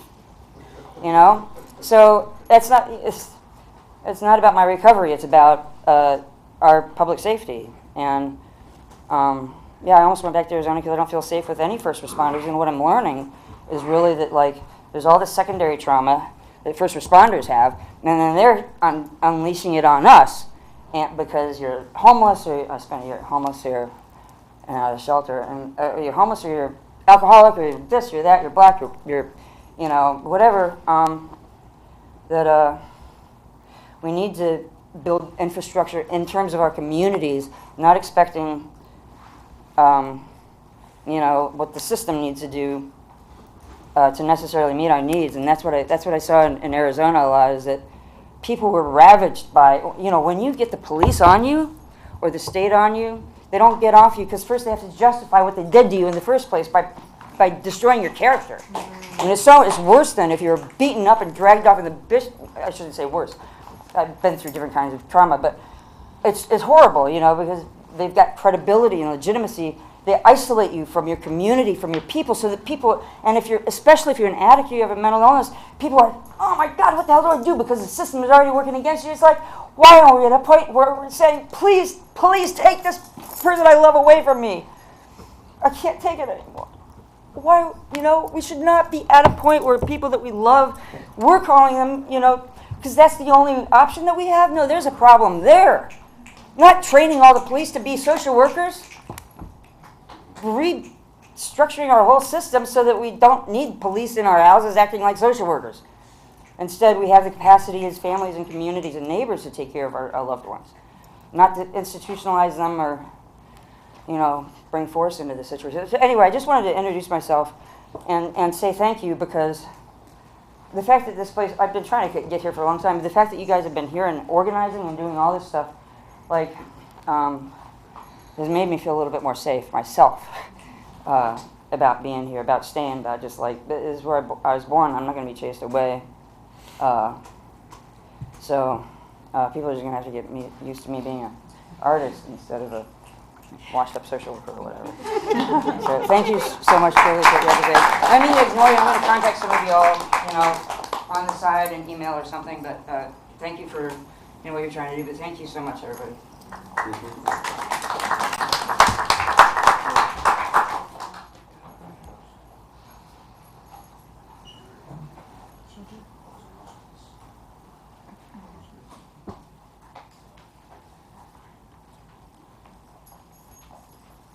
I just want to make like one quick comment to kind of summarize a lot of the feelings in the room towards the end. My feeling is, and I think a lot of people agree with me, that if this task force doesn't strive to make the most powerful commission it can make, you will have blood on your hands, and you will have to be okay with that.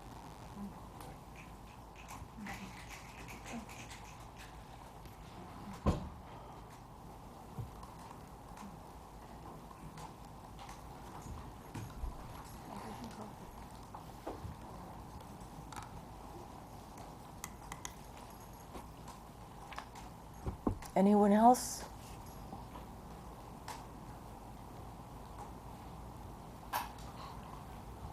Okay. The next meeting is, oh, I'm sorry. No, that's all right. I was waiting to see if anybody in the community wanted to speak. It's important to me to hear all of the legal concerns. I have a lot of legal minds in my family. My wife is one, 2 of my sons, and a daughter-in-law. But my major concern is a moral concern. That's who I am.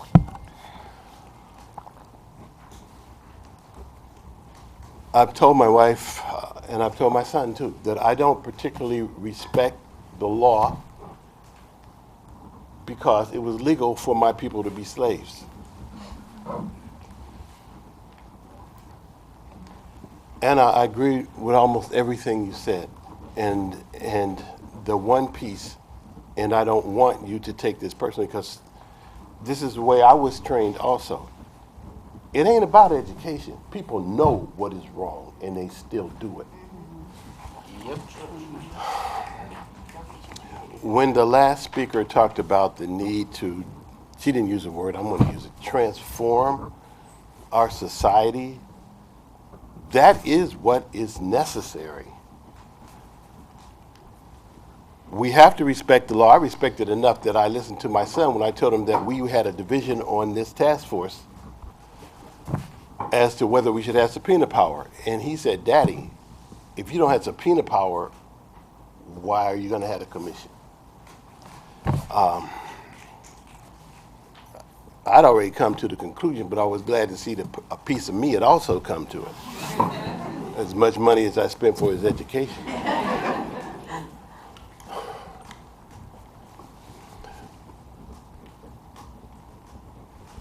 Whatever we do, we should do the best we can and not be half-assed. And if we are afraid that there are those who are in power who don't want it, they wanted me to stay a slave. I mean, it's like, what? It doesn't matter.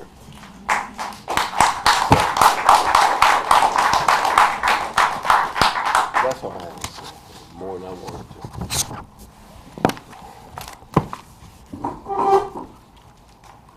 Lori, can I take us back to the beginning, to the exercise that you had? Because Yeah. I am really interested in hearing, having people put it on paper. Because for me, I can hear what people say, but if I see it, if I don't hear it 4, 5, or 6 times, I need to see it so that I understand it. And it would be helpful for me if those of you who were interested in doing that, what is the process for these to get back to us? Okay, well, I think Sergeant offered to offer some advice on that.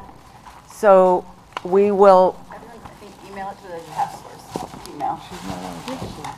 Yeah, or if there are different instructions, it can all be emailed to the task force, or if there are different instructions, it'll be posted on Legistar and on Facebook once we figure out the details. Sorry, is it okay if we just, Sergeant, would it be okay just for ease, instead of various communication going on, if we just say email it to the task force email, and then I can put it into a Google Doc?